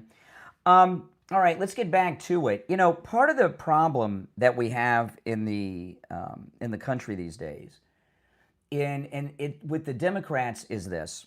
Okay, in the past with the Democrats, while we disagreed, if you're on hold, hang in there while we wait for the delay to re-engage. In the past with the Democrats, we might have disagreed on the issues, but there was still a meeting of the minds so far as the country. And what's happened with the Democrat Party is that the Democrat Party has been taken over by a couple of different groups of people. One are activists, right? A lot of activists like Presley have taken control. And then another group that's taken a lot of control are people that are foreigners who have gotten U.S. citizenship, and now they're in Congress. And you know, there's this new tactic that the anti-American crew are running is something that we really aren't really, I guess, set up to talk about. And I'm going to play this clip. It's from, I'm not even sure how to pronounce his name. You know, the Indian member of the House of Representatives. He's the congressman that didn't even know the local places in his district. Remember that? He was quizzed and he still got elected. And I don't know how long he's been a U.S. citizen. He's got a very heavy accent. He's out there wanting to abolish ICE. And I remember Nancy Pelosi. The only time I think I ever agreed with Nancy Pelosi is when the squad first came to Washington. They were acting crazy. AOC and the rest, they just were acting very strangely. And it was mainly Tlaib and AOC. If you remember, Tlaib had CARE come over to her office, which was crazy. And Tlaib and AOC and the squad they were on a roll because they were being celebrated by the media and they were doing and saying a lot of stupid things that aren't important right now. And Nancy Pelosi came out and said, you know, when you become a member of Congress, you're no longer an activist and you have to behave like a member of Congress. And what's happened with the Democrats at the congressional level, they've been taken over by activists. And, you know, when you're in a primary election season, which we're kind of in now, although the primaries haven't fully started yet, but you may have heard this analysis by pundits over the years during primaries. In primaries, historically, people running for office in both parties cater their primary messaging to the activist of their party. And then after they win the primary, they move towards the middle. You ever heard that? Because voter turnout's pretty low during primaries. They always reach out to the activist wing to try to stir them up to get them to get that voter turnout, especially the Democrats. But then they go to the center after the primary and sound more reasonable. What's happened, though, the lunatic fringe of the activist wing of the Democrat Party are now the members of Congress, like this guy.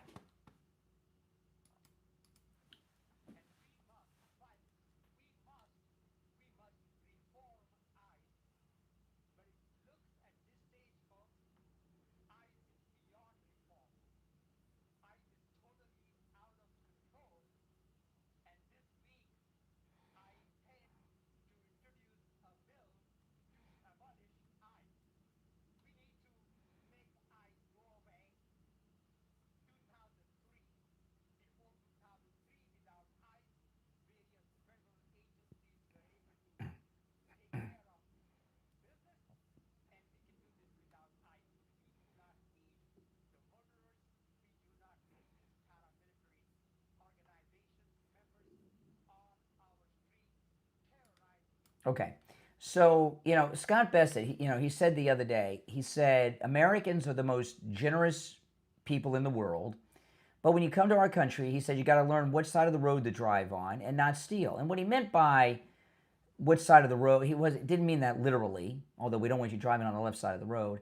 You got to know our ways. And if you notice what happened here with this guy, you have to be a natural born U.S. citizen to be president and vice president, but not for Congress.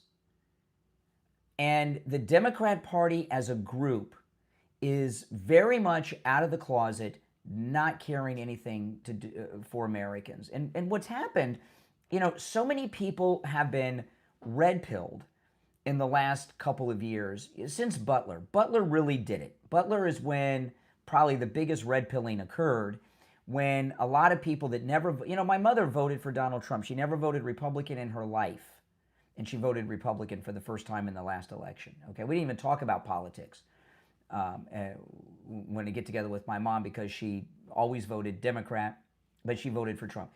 After Butler, so many millions of people woke up and said, you know what, they are really trying to get this guy. And the Democrats have realized as a party, they've lost the black vote, they've lost the Hispanic vote, they've lost huge chunks of all these different groups that we used to call the victim groups, the gay vote. They've lost even the union vote. That's why you have Fetterman on television all the time talking like he's some MAGA Republican, even though he votes with the Democrats 99% of the time in the Senate. So the Democrat Party as a whole has completely given up on the American people and are now catering their message to illegals. And you see it time and time again. You're on the air. What's your name? Where are you calling from? I'm self-sucking. There we go. Okay. See, Mike, you're going to get a lot of finger action today. This is one of those days that, and with the Democrat call, if you're on hold, hang in there. We got to wait for the delay to re-engage. With the Democrat callers, when we're winning, when they're behaving like that. When they're winning, they're in good spirits. They're calling in and laughing at us and having a good old time. But when we're winning, they try to get disruptive. But I'll tell you what, the show will always go on, especially this one, and you'll never be successful in disrupting the show. All right, if you'd like to call in, the number's toll-free, 888-465-2631. It's a toll-free call no matter where you are listening. The rest of you on hold, you hang in there, and we'll go back to the phones in a few minutes when the delay re-engages.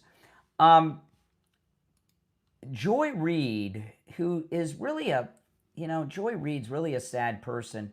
She was on Top of the World, and then she blew it over on MSNBC. But she gave a podcast interview yesterday, and in the podcast interview, she gave what very well is the most bizarre analysis I have ever heard in regards to what's going on in Minneapolis. Let me pull it up. Here we go. Here's Joy Reid.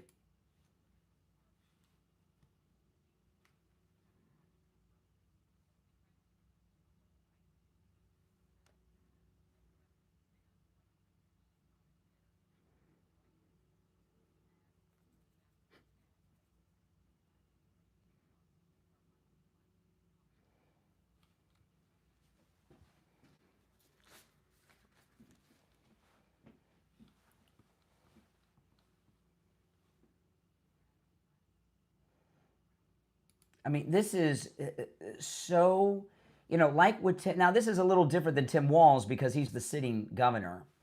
But what when J.D. Vance said, he filled in for Charlie Kirk. After Charlie Kirk's assassination, the first Charlie Kirk show was hosted by J.D. Vance at the White House. And that was a great show. And he said a lot of important things. But one of the things that J.D. Vance said, and may have been the most important thing he said, it's certainly what I remember the most from the show, is that there's no meeting of the minds with the left anymore. There really isn't. There's no agreement. There's no give and take. They're lost. And we have this tragedy. And what are you hearing from Joy Reid here? You're reading, this is nuts what she's saying. She's saying that Renee Good went and did what she did because she thought her white privilege would protect her. So they put her at the front line to protect all these brown people.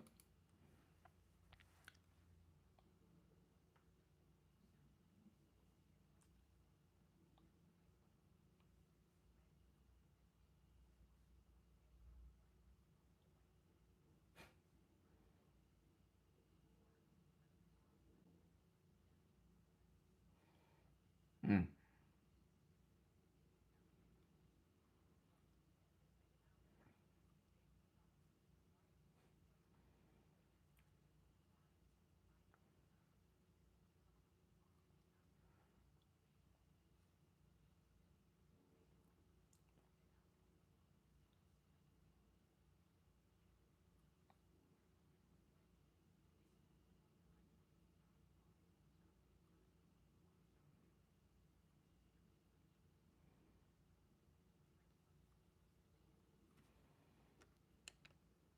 Oh. See, everything with Joy Reid is a George Floyd moment. See what I mean about no meeting of the minds? Now, I want to talk about Jupiter Joe Thomas and annuities. Annuities are amazing. You know, I've heard about annuities my whole life, and I heard people talk about them and everything else. I didn't understand them until I met with Joe Thomas.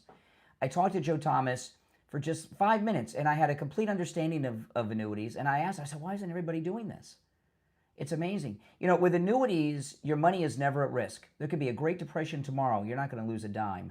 Plus, you're guaranteed income each and every month for the rest of your life. There's all kinds of other great benefits, too, and different types of annuities. Make sure you take advantage of the no-charge consultation, and Joe Thomas will go over the different kinds. There's some annuities where you get a bonus on day one, 10% bonus on your money on day one.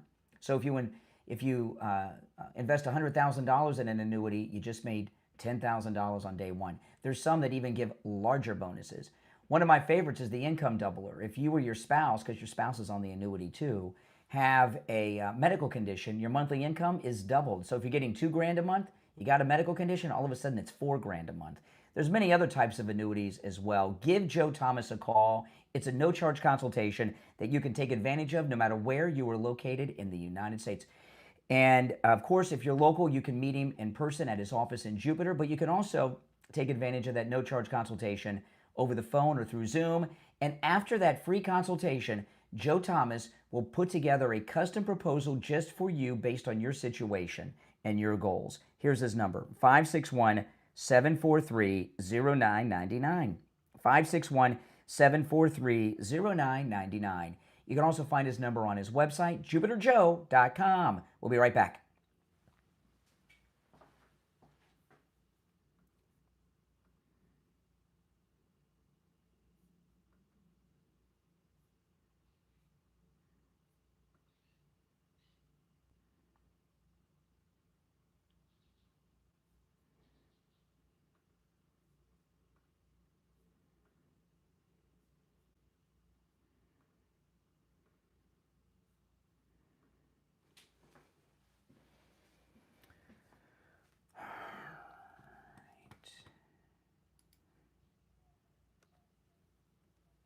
What's your name? Where are you calling from?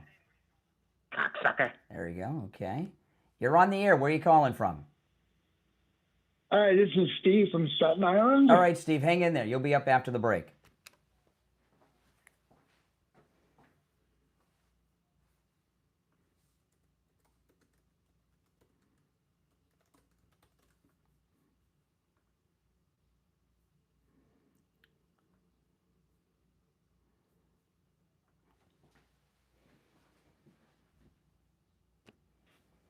What's your name? Where are you calling from? Hey, my name's Tom. Yeah, we want to talk from St. Paul, Minnesota. All right, hold on. You'll be up after the break.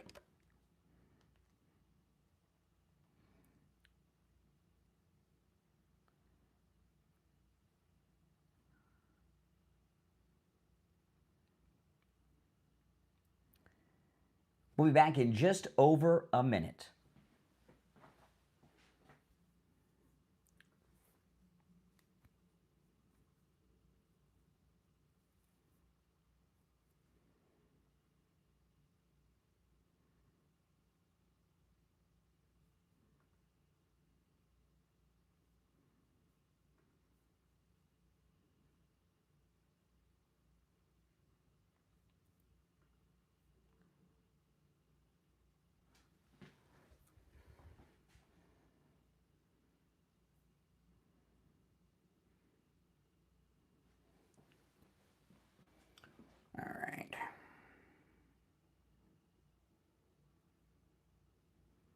30 seconds. We'll be back.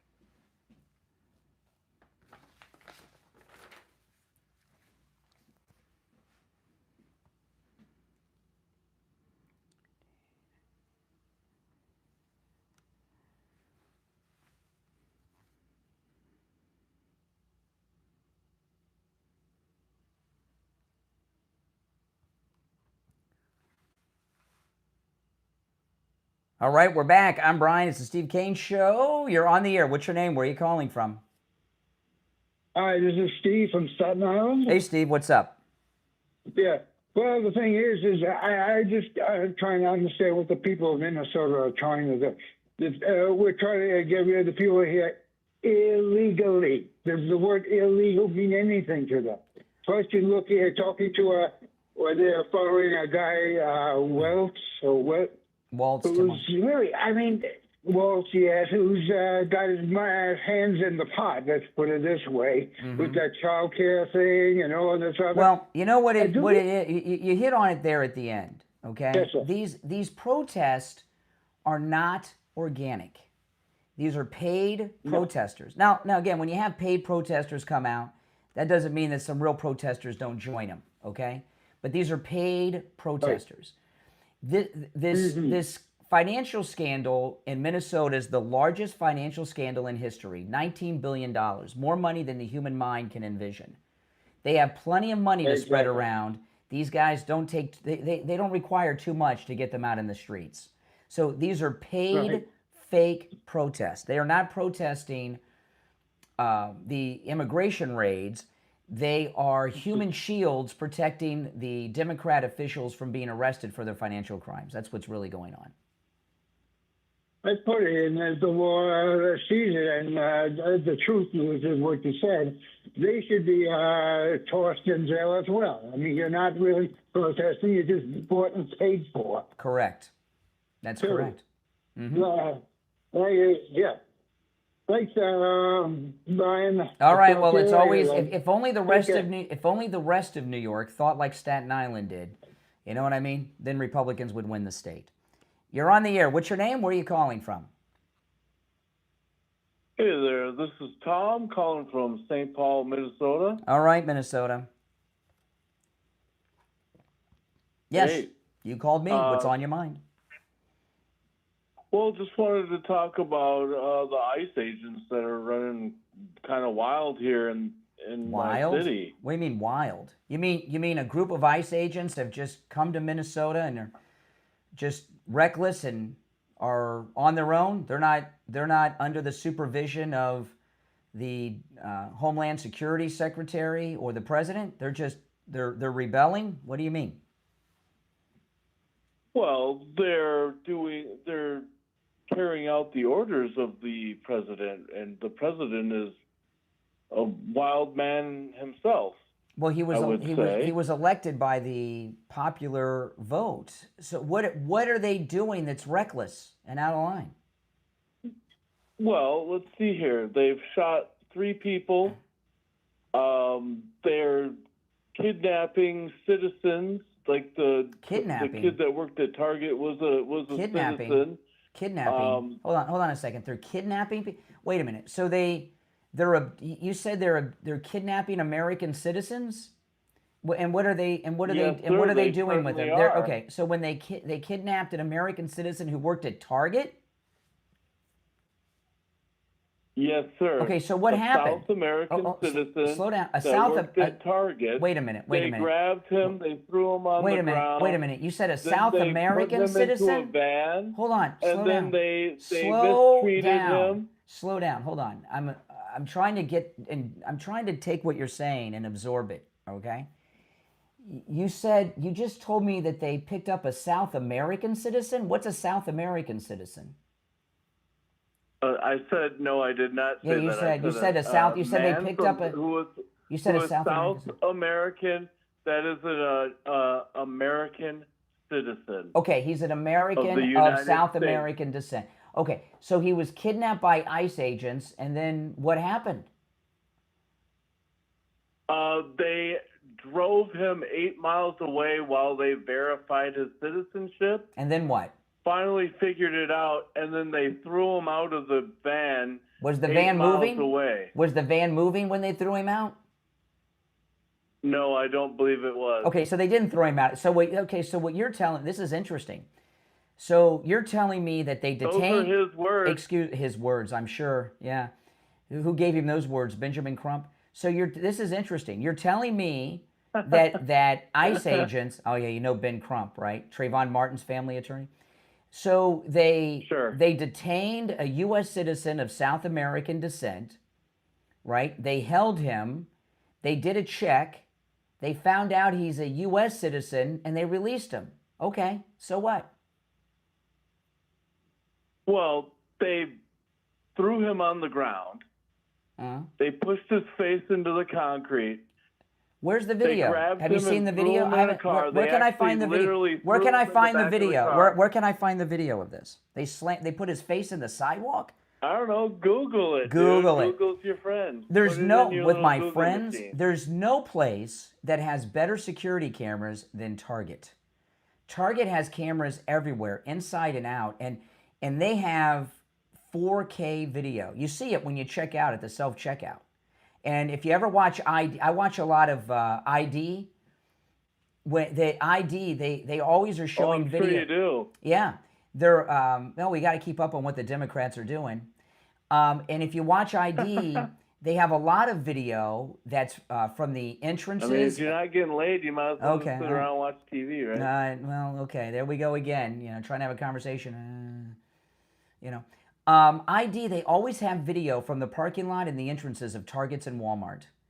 If ICE rolled up and slammed somebody's face into the sidewalk at a Target, believe me, that video would be everywhere. Now, I'm sure the guy made that claim. Anytime you get pulled over at a traffic stop and they take your license and go back into to their car, you've been detained. And I'm sure that's happened to most people that drive cars. And what are they doing when they go back there? You've done nothing wrong except maybe a rolling stop at a stop sign.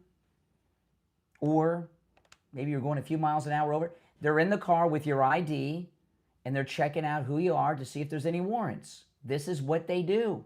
Now, if it's your local cops, it's probably just speeding or something like I said. But if you're stopped by feds and you're Hispanic, they're going to find out if you're a U.S. citizen or if you have a bench warrant for not showing up to the immigration judge when you were supposed to show up 5 years ago. And an instance like that, that means that ICE did their job. They're not kidnapping people. Law enforcement aren't kidnapping people. They stop and detain people and verify their identity. That's it. And once they verify your identity and that you don't have warrants, thanks for your time and you can go. All right? You know, this is one of those issues, I tell you, the left, they don't think too clearly, do you? And you can see these liberals when I have conversations with them. At the end, they do their lifeline. They say something you can't say on the radio, so we have to discontinue the call. Now, this may be the most important question I ask any of you today. Do you or someone you know suffer from neuropathy? Oh, man. You know, it's tough, isn't it? The numbness, the pain, the burning, the tingling in the hands and feet, the muscle weakness, the loss of balance, the dizziness, the falling down all the time, the muscle twitching, the feeling of pins and needles in the hands and feet, maybe no feeling at all. Man, neuropathy is rough. If you have neuropathy, there is a treatment that works and lasts, and that's, of course, at Lighthouse Medical Center in Pompano. They can help you no matter where you're located in the United States, but they rid Steve Kane of his neuropathy 3.5 years ago, and here we are 3.5 years later, his neuropathy is not returned. Call Lighthouse Medical and say goodbye to your neuropathy. Make sure you tell them you heard about them on the Steve Kane Show so you can take advantage of their no-charge consultation. 754-222-6642. 754-222-6642 and online, lighthousemedicalcenter.com. We'll be right back.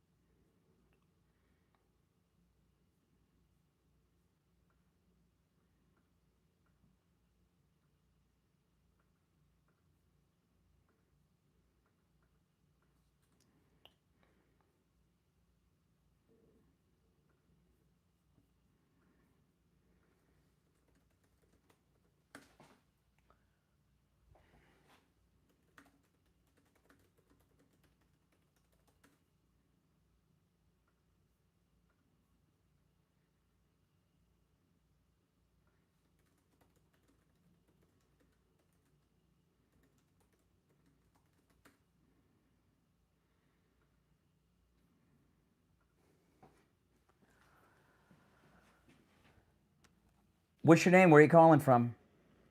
You're a faggot. There we go. Okay. What's your name? Where are you calling from? Yeah, good morning. Hey, Mark. Richie, hold on. What's your name? Where are you calling from? Hey there, how you doing? My name's Jamal from New Orleans. All right. Okay. What do you want to talk about?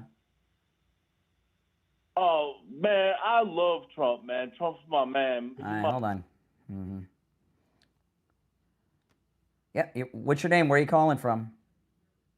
I'm John from Florida. Yep, what do you want to talk about, John? Yeah, I'm talking about, well, the illegal immigration is embedded all over the United States. I know I was up in Myrtle Beach, South Carolina, and they call them contractors. What they do is they hire the illegal immigrants. Hold on. All right, we got 20 seconds and we'll be back. Winners today.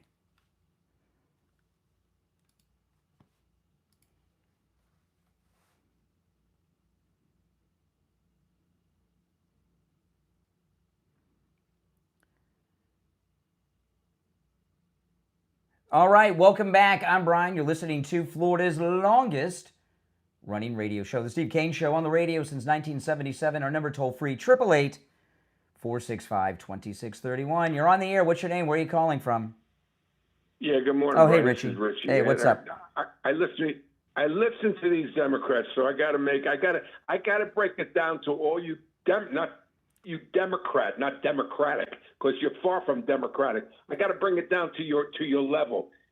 In Florida, we have a supermarket chain called Publix. If you go into Publix and you're looking for meat, there's a meat section. Okay, you're not going to look for meat in the produce or the dairy or the shelves or the in other words, you're going to go to the meat department. ICE is in Minnesota. Because Minnesota decided to make this the meat department. So it's the only place. So they're stopping cars because this is what Minnesota is doing. That seems like I get what you're trying to say, but that's a very awkward and strange illustration. I got what you're saying, but what there's let's get into a little bit more. Okay, yes, there's the mayor of Minneapolis. He says, why aren't they here? Why aren't they there? There's illegals everywhere. Well, they got to start somewhere, and in this particular case, not only are there a whole bunch of illegals, but there's this huge financial crime going on. So, that's it. But here's the deal. You said, why does this happen in Florida? The difference between Florida is when they lock up some of these criminals, when they don't release them into the public. They call ICE. ICE walks in, takes them out, and you don't see protests all over the place. In Minnesota, they let all these criminals back out on the street because they're their neighbors. That's what they try to con job. We're all neighbors. Well, I wouldn't want a criminal next door to me, so they put all these criminals out there, and ICE has to go into the streets. And something tells me that we're not going to have to worry about whether or not Venezuela is going to take back their illegals. I think Venezuela is going to cooperate moving forward, since President Trump's the president of Venezuela now. I see ICE, and I tell you the truth, I don't think they're strong enough. I'd like to see, I hate to say this, but the abuse that I see them taking every night by these people, the vulgar language, I guess that they call that free speech. I call that, I don't know what I could call that. Well, I remember, if you remember, in President Trump's first term, he said that the ICE agent, they were doing deportations then too, not at this level, but they were doing deportations, and he was talking about how some of the ICE agents were scared, that they said that these guys, the Trinidad de Agua guys, they're like ISIS dangerous, Al-Qaeda dangerous. Absolutely. Yeah, and then these politicians go and they sig their goons on them, and that's what these protesters are, goons. Yeah. And then when a couple of them get snuffed, and then they're screaming, they're killing our people. This is crazy. When you hear, what's it like? It's like the Night of the Living Dead. Yeah. The first one, when they were trying to break into the house, the zombies. That's what they look like in the street. You can hear it by the liberals that have been calling me, right? This is what the ICE agents are dealing with in the streets. These are the average protest types. zombies, man. Mm-hmm. Total zombies. They're getting paid. I mean, the other day, 2 days ago, at the Hilton Hotel where the ICE agents were sleeping, they were there, hundreds of them, threatening to break into the hotel. Yeah. I mean, what are you? You know, I saw a this? story You call this yesterday America? where the ICE agents were in a restaurant and they were. If I were an ICE agent, the last thing I would do would be to eat in a restaurant.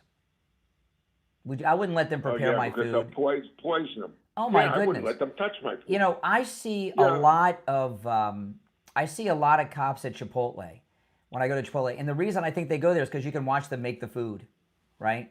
Yeah. You know, it's right there in front of you. The scariest thing to me is to think that this guy Walsh could have been a heartbeat away from the president of the United States. This crazy man. Mm-hmm. This is an insane man. Yeah. I mean, I never seen anything quite like this in my lifetime. Yeah. I mean, you couldn't make this crap up. I'm sorry. All right, All right, Richie. I agree with you. I appreciate the call, Richie. You make some good points. You're on the air. What's your name? Where are you calling from? Hi, I'm John from Florida. I'm just calling. Yeah, we have a big problem with immigration. Yeah, we do. Yeah. All right. You're on the air. What's your name? Where are you calling from? Barnes from Birmingham, Alabama. All right, Birmingham. What's on your mind? I can't wait for the State of the Union address. It's going to be a barn burner. Oh my goodness, I forgot about the State of the Union. Yeah. You know, there's been so much going on. When is the State of the Union? It's next month, right? Next month. Oh my goodness. Yeah, and you know, oh boy, I forgot all about it. And that's that's when presidents typically make some big announcements. I can't wait. Oh, it's going to be a good one. All right, appreciate the call. Oh my goodness, yeah, that is certainly.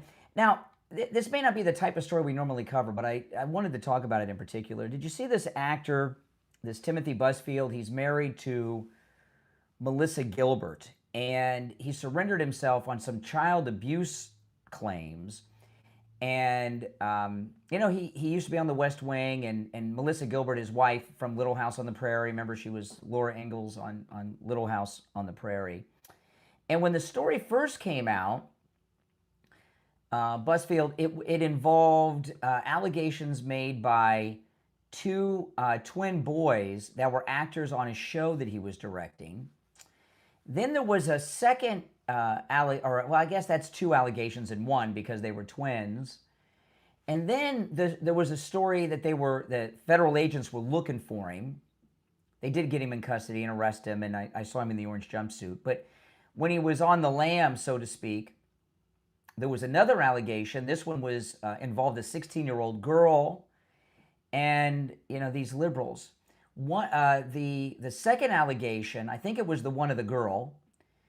The girl's father was a therapist, and we don't have the details of what he did or what he is accused of with the girl. But the father is so liberal, he didn't want the actor arrested, even though he was inappropriate with his daughter. He wanted him to go to therapy. But this Timothy Busfield, he's known for two shows. One was 30-something. You guys remember 30-something? I never watched that show, but I remember the show. And then he was on The West Wing.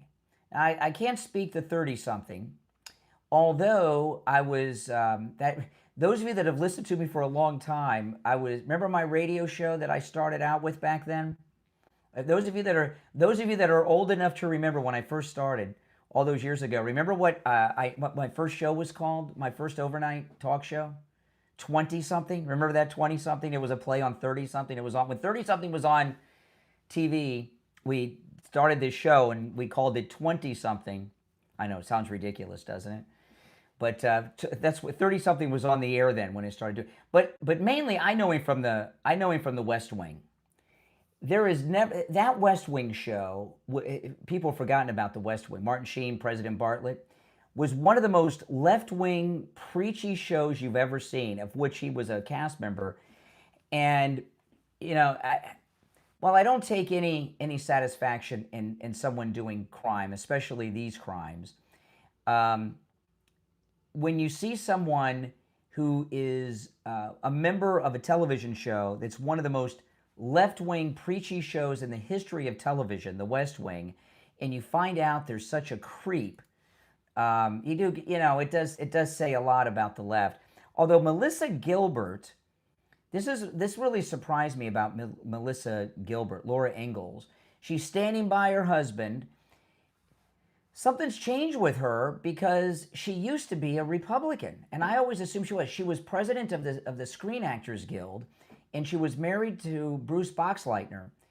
And Bruce Boxleitner, I had a connection to him through a friend, and I spent some time with him. And he and her previous husband, they were hardcore Republicans. So I don't know how she got hooked up with this weirdo, but another liberal bites the dust. All right. We'll take another call or two before the break. Although the call quality today has been You're on the air. What's your name? Where are you calling from? Hey, how you doing? This is Jamal calling back from New Orleans. How y'all doing? Well, we're doing. How you doing in New Orleans, Jamal? I'm doing all right, man. I'm doing all right. I love Trump, though. I'm glad that he's cleaning up this country finally. Mm-hmm. But yeah, as far as that Minneapolis situation, that lady hitting the ICE agent, she really hit him real hard, and he bucked her off 3 times. I mean, God bless him. Good for him. That's another cracker off the street. Come on. Why would you say something so stupid? Why would you say something so stupid? Here's the thing. I know. The quality of the calls today isn't yesterday. Yesterday we had, you never know how it's going to go. Yesterday, high quality calls. Today, low quality calls, low quality people. When you're dealing with the left, and you see this today, I'm trying to think, when is the last time, and you guys that are regular listeners, maybe you'll be a better judge of this than I am, because I talk to so many people, I can't keep them all straight. When's the last time we had a call we get a lot of calls from Democrats. When's the last time we had a real serious logical discussion with a Democrat when it didn't degrade into something inappropriate? I'm racking my brain. I can't think of it. It's been a long time. All right, if you're on hold, hang in there. I want to talk about Coastal Weight Loss Secret. Coastal Weight Loss Secret's amazing. It's been a year since I first met Dr. Zuckerman over at Coastal Weight Loss Secret. Amazing. I lost over 35 pounds. I haven't gained a single ounce back. I did it without exercise, without starving myself, eating foods I would normally eat. And also, this is a big thing. No pills, no injections. I see people all the time on television that take those pills and injections, and it a mile away. They don't look well, and they have to take them like forever, or they gain the weight back. With Coastal Weight Loss Secret, there's none of that. And keeping the weight off has been as easy as it was to lose it. And, I still, I'm not starving myself, and I eat what I want to eat, even still today, and I've not gained the weight back. Coastal Weight Loss Secret can help you no matter where you're located. Give them a call and schedule your no-charge consultation, 561-247-6300. 561-247-6300. And online, coastalweightlossSecret.com. We'll be right back.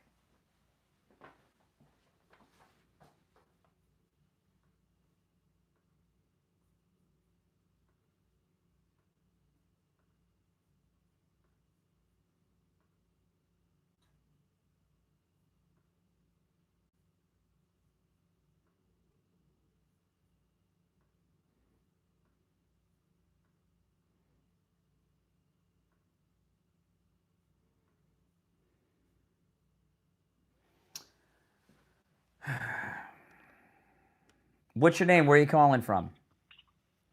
Good morning, Brian. It's Patricia. Okay, hold on.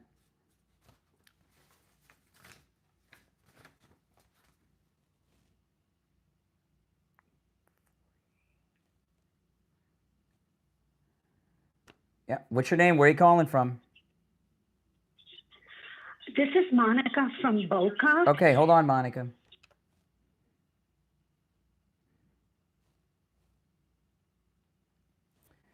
Okay. Oh, yes.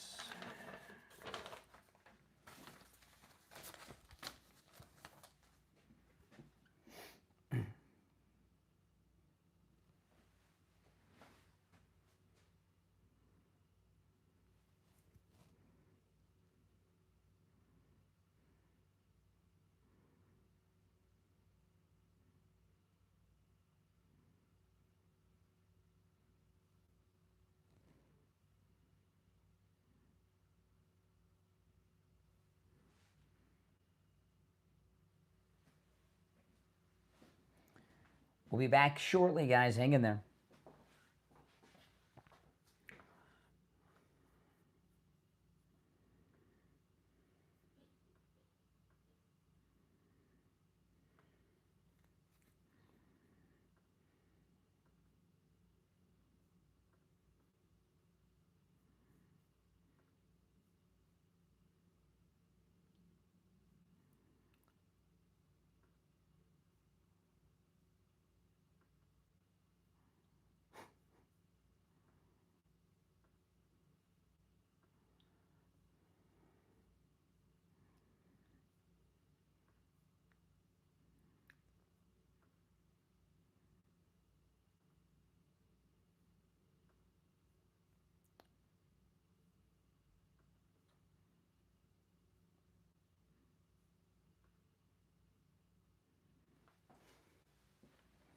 We have 1 minute. We'll be back.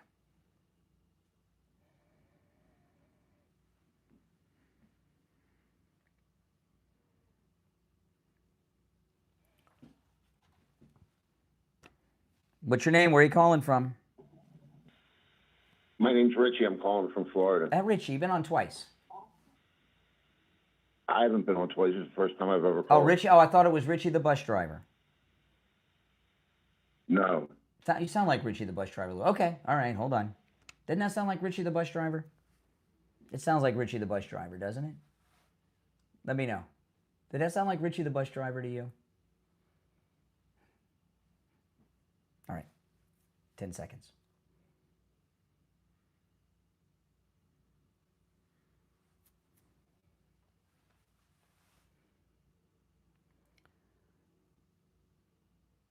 All right, we're back. I'm Brian. It's the Steve Kane Show, Florida's longest running radio show. All right, we got about an hour and 13 minutes left of the show. Let's try to elevate the quality of the calls moving forward, and then we'll do a whole clean slate after the top of the hour break. Oh, my goodness.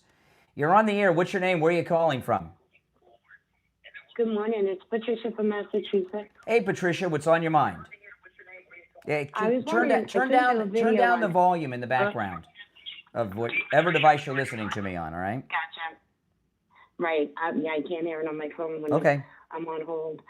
I just sent you a video on X. I don't know if you've seen these left-wing lunatics getting all the paperwork out of that officer's car about they had maps of where they're looking for the people. They had where they're staying at their hotel. They had their, how to do things. You know what I mean? Yeah, from Status Coup News. I forget where it was now again, I don't know. This is unconfirmed reporting, but Status Coup News, who's very left wing, it's being said on X that they broke into a federal vehicle and stole federal documents about federal agents on a live stream. It wouldn't surprise me. All right, boy. You're on the air. What's your name? Where are you calling from? Hi, Brian. It's Monica from Boca. Hey, Monica. First, I want to say I love your show. Hi, for always bringing us the true facts. Yes. I'm calling because I went on the coastal weight loss program, and I love it. I wasn't heavy, but I needed to lose about 10 to 15 pounds. In 30 days, I lost 11 pounds. My waist was 38. I am now at 33 and continue losing. I'm eating healthy. I'm in my 70s. I feel great. I look great. My clothes is fitting me once again. And I want to put out there to your listeners that they guide you through this journey. You're not alone. It's a great program, and I'm very happy that I'm on it. Well, and I want to share that with everyone. I think we just heard the new Coastal Weight Loss Secret commercial, and you're going to be a part of it. I do appreciate that. You know, I didn't think I needed to lose weight either, but then when I saw my pictures with our listeners at Wings Plus on Inauguration Day, I hope you guys delete all those pictures. Because, you know, when you gain weight, you see yourself every day. You don't realize what's happened. And when I started losing weight, I realized how bad I looked. And that's amazing. Well, thanks so much. I appreciate that. My pleasure. I just want to say, this is the first time in my life that I'm dieting. My stomach was so distended that I couldn't get the weight off, and it works. It's fabulous. I love it. All right. I feel great. Well, listen. Thank you. All right. Thank Take you, care. I'll give Brian. out. Thank you. I'll give out the number again. The Coastal Weight Loss Secret. Yep. That is going to definitely be the new Coastal Weight Loss Secret commercial. This is the only show anywhere where listeners call in and do commercials. It's amazing. 561-247-6300. Remember, it's a no-charge consultation. 561-247-6300 and online, coastalweightloss.secret.com. All right, you're on the air. What's your name? Where are you calling from? You're on the air. Once, twice. All right. Hello? Yeah, okay, you just made it. Yeah, what's your name? Where are you calling from? My name's Richie. I'm calling from Florida. All right, Richie in Florida. Yes, you're on the What air. do you want to talk about? You called me. I'm waiting on you. You said you wanted to have an intellectual conversation, so here I am. You called me. I didn't call you. Why'd you Okay, well, you want to talk about the Fourth Well, if Amendment, you believe take it is? issue with something you've heard me say, just bring it up. Well, you said when people get pulled over, you're being detained. Well, they have to have probable cause to be pulled over. Let's start with that premise. Correct. And then getting somebody thrown in a van and dragged down a thing that completely violates the Fourth Amendment, which I posted, and then you delete it. So, you know, I didn't American delete citizen- anything, and I don't know who you are. Bro, I'm in your chat. Oh, I'm you're watching me your show. online. I'm Okay. talking. Well, I didn't delete anything in my chat, and I don't know what you're talking Okay, about. well, somebody did, because I literally posted the Fourth Amendment and it was deleted. Well, because whatever. it contradicts Listen, here's the everything that thing. you just said So far as the about the guy excuse me. So far as this story of the guy from Target, all we have is the good word of the person that was detained. And I think that what they've said is highly suspect. What happens a lot of times when you're dealing with these ICE events, okay, they do sometimes take people away from the location. Like say the Home Depot parking lot or the Target parking lot. Why do you think they do that? Well, because they're racially profiling people in direct violation of the Fourth Amendment. No, okay, no. People I to don't be need secure some. in I don't. their I'm not person looking for. papers. I'm not looking for telemarketer cookie cutter answers here. Okay. That's You're not a telemarketer, yeah. that's the You're in Constitution, the man. Constitution. It's You're the slow down for a Constitution. second. I thought you said No, you you're were. slow. It's the Constitution. Excuse me. I thought you were into intellectual discussion. Is what you I claim. am. Okay. But you're completely avoiding. You're just dismantling. Like you're just No. this. If you dissuading are, the if Constitution like you it are, doesn't exist. if you are an ICE agent and you're in Minneapolis and you detain someone, Now here in Florida, we have a large Hispanic population, and you can tell when you're in certain areas who the legal and illegal people are. But if yeah, sure you can. If you've detained someone, if you are an ICE agent and you're in Minnesota, you're in Minneapolis, you detain someone at a Home Depot parking lot, a Target parking lot, a Walmart parking lot. You might, as you're detaining them, you might move to another location just a short distance away. Why would you do that? Well, as the ICE dissuade agent, any type of reaction from the general public. Yes, but that's correct. But again, Brian, you're completely ignoring the fact that they have to have an articulable probable cause, right, in order well, who to said they continue didn't? in the Who first said they place. didn't? You know, when this is the thing. Because they're a brown person in Home Depot or Target? No. If you go to a Home Depot parking lot, you see a bunch of guys that don't speak English, dressed a certain way. It's not because there's other factors. It's not just skin color. Is that illegal? Well, hold on, you is can, it illegal? To what? To use Is it illegal? No. Okay. No, because when you're dealing with I give you an example. Like a lot of times liberals call me and I'll tell them you're a liberal and they're like, well, I didn't say I'm a liberal. How can you call me that? But they are.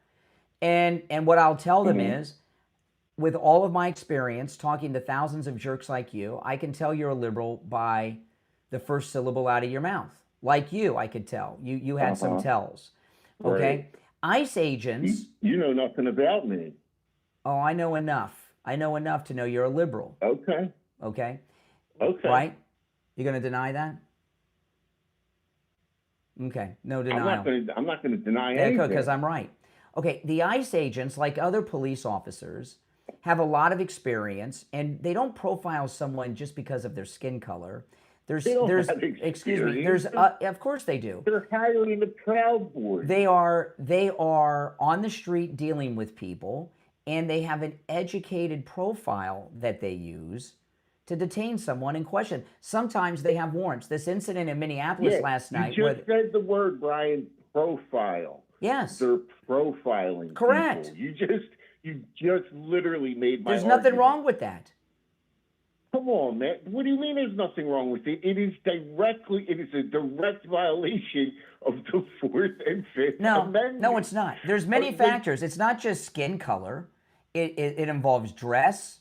It may involve skin color as one part of it. The way they're dressed, their lack of English, where they're at, all kinds of things. Tattoos. Now clothing is illegal? Tattoos. So now clothing is illegal? Oh, tattoos are illegal? Well, if you have tattoos that are MS-13, you might be a member of MS-13, and that's a terrorist organization. You know, that you're not. might be a possibility. Listen. You know this. You just hate Trump.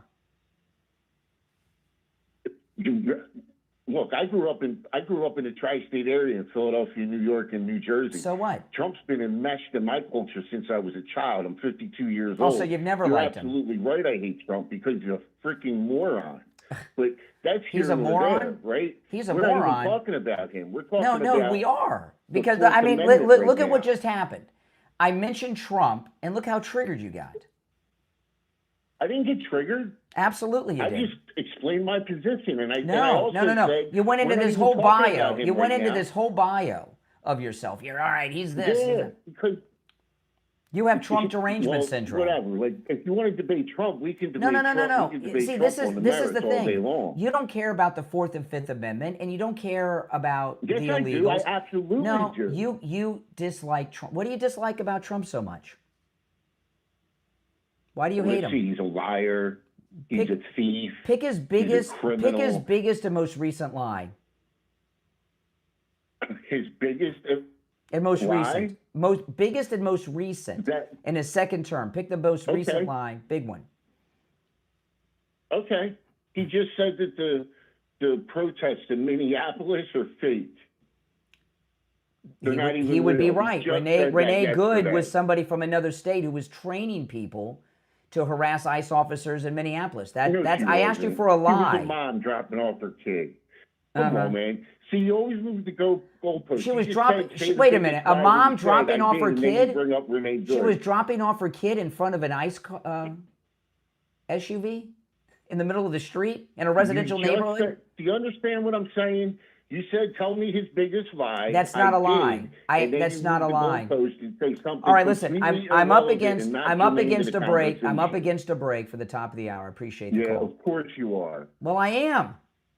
Oh, okay. Do you want me to hold? We can come back. I'll wait. No. Yeah.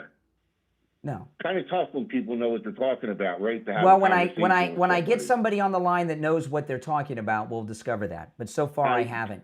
I asked you. You said he's a liar. I asked you for a lie, and you told me a truth he told. All right, take care. Oh my goodness, it's the Steve Kane Show. I'm Brian Craig. We'll be back after this break.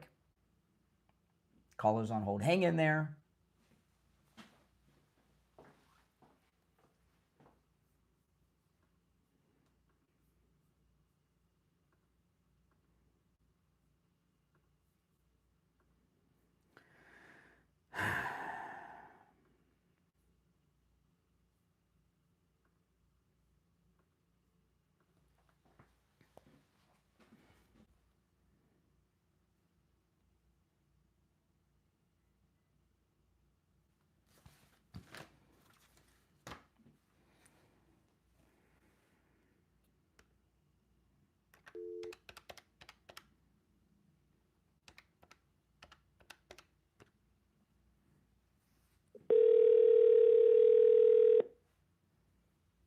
Yes. Okay, here you go. Good morning. Hey. Are you there? I am there. We got 2 minutes. Two whole minutes. 2 whole minutes. Did you have somewhere you wanted to go, or? No, that last call was great. Yes. That last call was Richie masterful. from Florida? Yeah. Oh, my goodness. I love it. Oh. Just see if we might as well finish with open phones here. That last guy, if you won't want it, we can insult this last guy. Yeah, we can talk. You give me some clones. analysis. We can analyze his. You know what it's like. Hold. Let me put you on hold for a second. I don't want to tell you what I'm going to say till we get back, because I'll tell you when we get back. I'll give you my analysis, and you can give me yours. But I'm going to forget mine if I don't. Let me give you mine first. It's short. All right, hold on. Sounds good. Hold on. These callers, they just don't realize how many people we've talked to. You know everything about them by the way they say hello. And they're so oblivious and not self-aware at all. But hold on. Okay, we got 1 minute.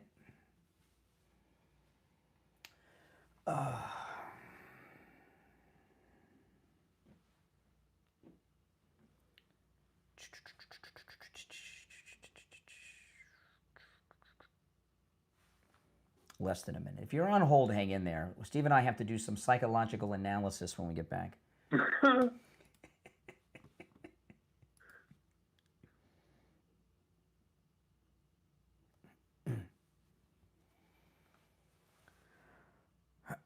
$30 seconds.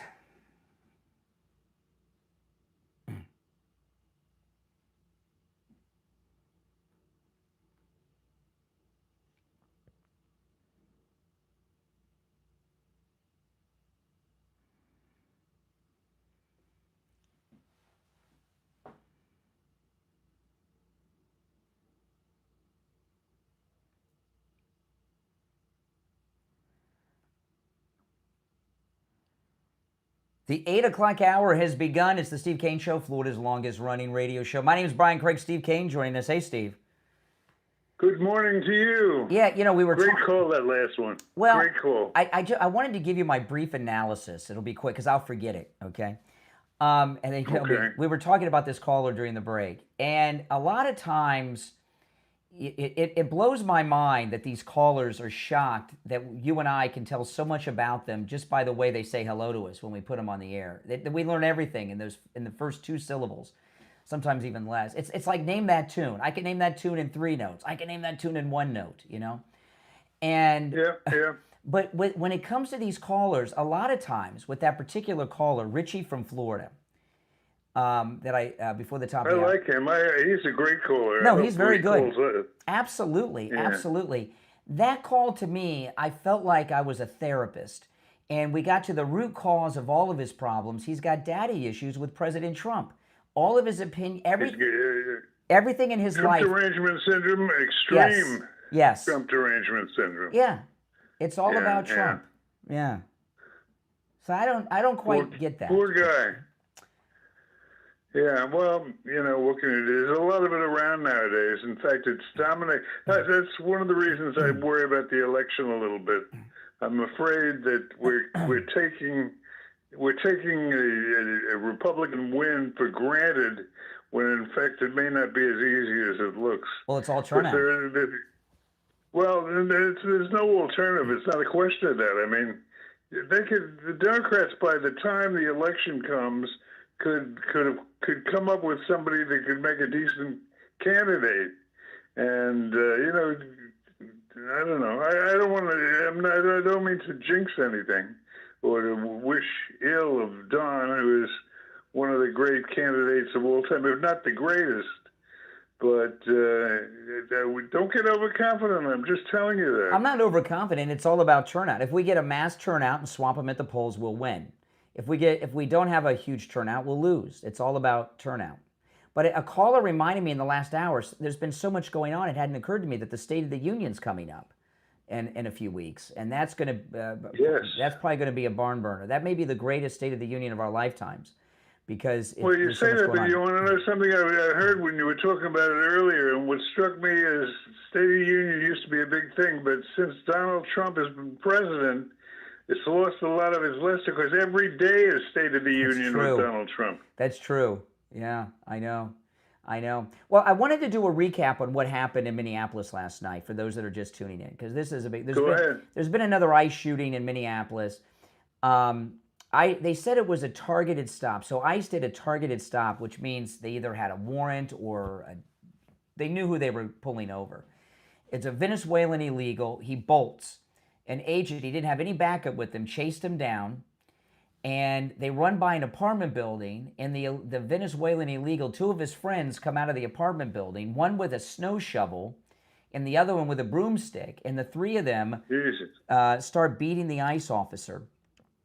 So the ICE officer, he's all alone. There's no backup yet. He's being beaten with the snow shovel, beaten with a snow stick or a broomstick. And then the third person, who was the original guy he was chasing, is beating him with his fist. And the ICE officer took out his weapon and shot the original guy in the leg. They got all three. They're all three illegal. They're all three in custody. And then immediately the Democrats dispatched the protesters to the scene, and then all what broke loose in Minneapolis.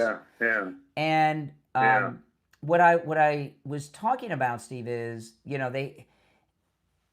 these are fake protests. These are not organic protests. Even Renee Good was from another state. No, that's for sure. Okay, I know she dropped her kid off before. Yeah, but she's still from another state with out-of-state plates and came to town to harass. Okay. So the protesters aren't illegal. When they had these protests in Los Angeles last year, they were Mexicans. They weren't too many Americans in the protest in Los Angeles. Remember, the president brought the Marines in? Absolutely. Those were Mexicans. Here, they're all white people. They're not. They're not the Hispanic protesters. These are paid protesters. And and they're being paid by the Democrats to try to stop them from uncovering the fraud that they must have uncovered. a thick file on these guys, you would think. By the time the election time is running around, of course, we got 2 years before the election. The presidential, but I'll bet you they have all kinds of information on this organization, and they're going to send that mayor. All day I've been trying to remember Fry. What's the name of the mayor? Jacob Fry, the Minneapolis mayor. Jacob Fry. They made a deal with him. I can tell you overnight last night they made a deal with him, because he came out this morning. He was so respectful. He's especially obnoxious. And he came out this morning, and he was respectful, and he was polite, and he was rational, and he was all this stuff. And you could tell somebody had pulled him aside and said, "Look, we've got this file that's 5 feet thick on you, and you're going to wait for a long time. If you want to if you want to see a little bit of the earth before you get buried, it's time for you to ease up a little bit." And boy, he was like a different person. It was unbelievable. Listen for it today. It's like you're saying they made him the offer he couldn't refuse. Exactly right. You put it the best. Yeah. Well, what I think is going on in Minneapolis is obviously these are paid protesters by the Democrats. If these were immigration protests, they'd all be Hispanic, not a bunch of white people. But what I believe, they come from all over. Yeah, what I think's going on is the feds are trying, and they're probably doing it. They're infiltrating the movement.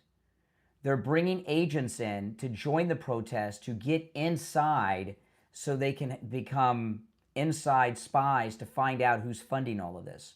But J.D. Vance and them have been talking. Who's paying for the bricks? Who's paying for these paid protesters?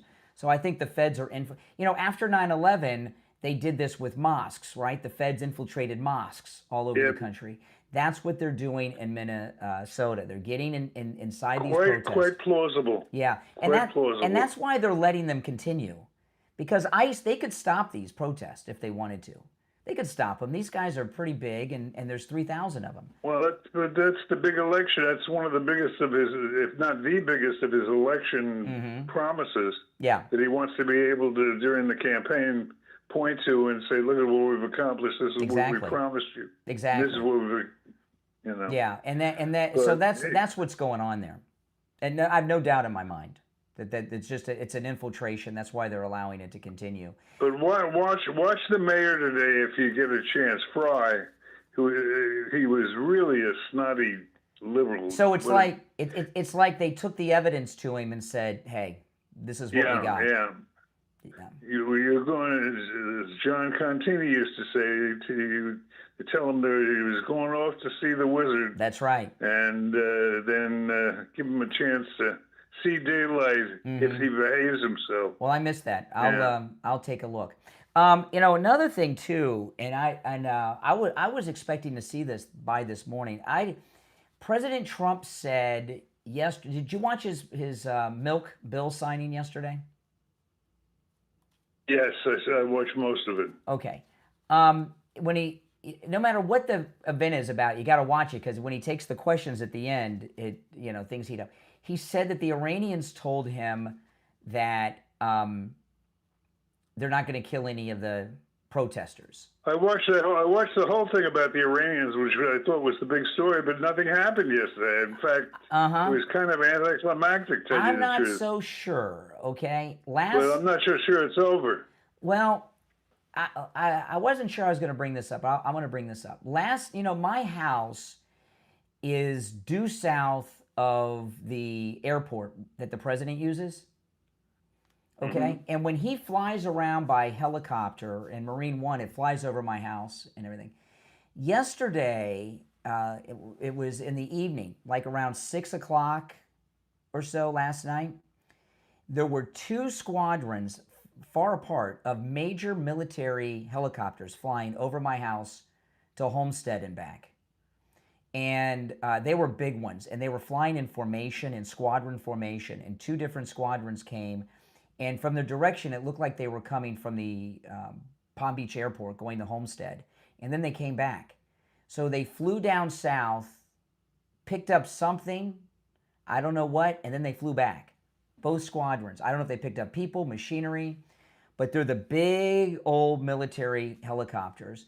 And to me, it seems like something's going on with Iran, because the president comes home every weekend to Mar-a-Lago.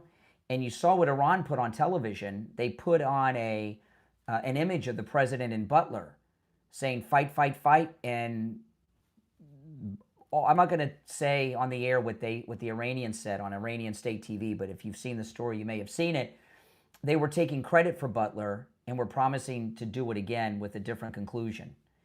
And, I saw the quote. Okay. So to me, I saw these military helicopters flying over my house south down to, I think, Homestead, and then back towards the airport in Palm Beach. It looks like they've increased security for the president to come home. That tells me there's something going on with Iran. It just made me think that if anybody is in the area and saw those helicopters last night, you know what I'm talking. My house was shaking. They were so big. When those helicopters, they're not like normal helicopters, okay? The whole house was vibrating. I thought the stuff I had stacked in the garage was going to fall. I don't have all the Christmas decorations put away securely yet. Do you have any plausible possibilities about where that story, the Iranian story, goes from this point?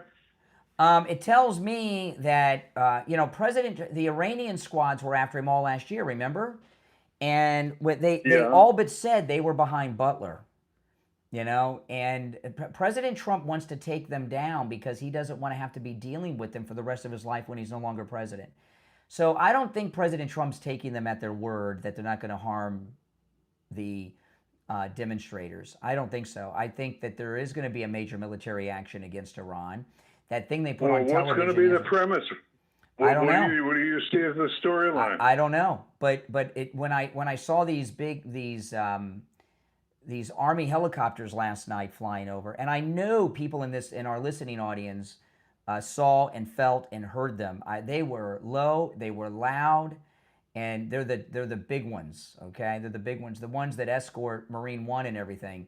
There's something they're preparing, and what the Iranians did on Iranian television yesterday was almost an act of war against the United States. I considered that to be a threat against the president. And I know he did, and he's not messing around. Listen, we got to take our break, okay? I'm losing track of time. I'm going to put you on hold, Steve, and we'll be back.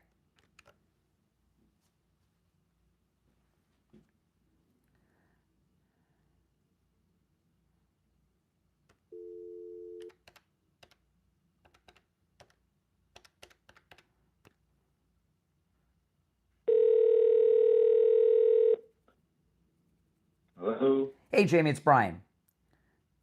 What's going on, Brian? Hey there. Hold on. I'll be right back with you shortly. Hold on. Steve. Yes. Yeah, I've got Jamie, the accountant, when I get back. I want to do the spot with him. I'm going to keep you on hold, then I'll go back to you. Okay? So you'll be on hold a little longer. Okay. Sounds good. All right, hold on.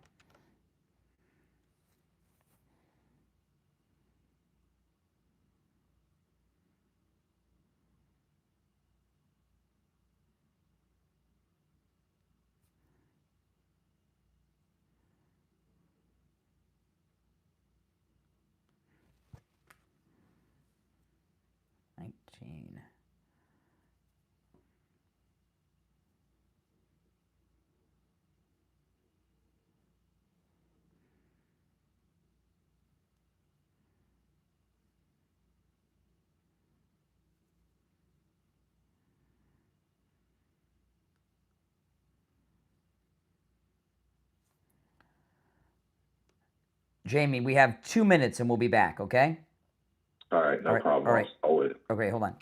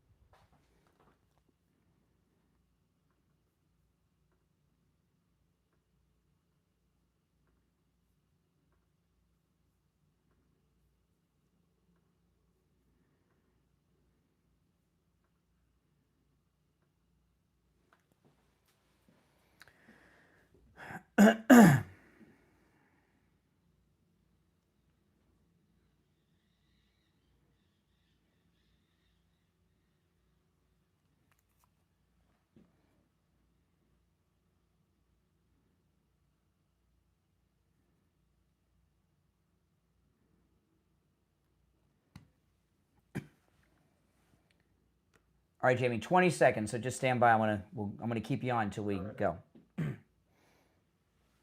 All right. All right, hold on. Talk about... All right, hold on. Just hold your thought. We're too close. Hold on.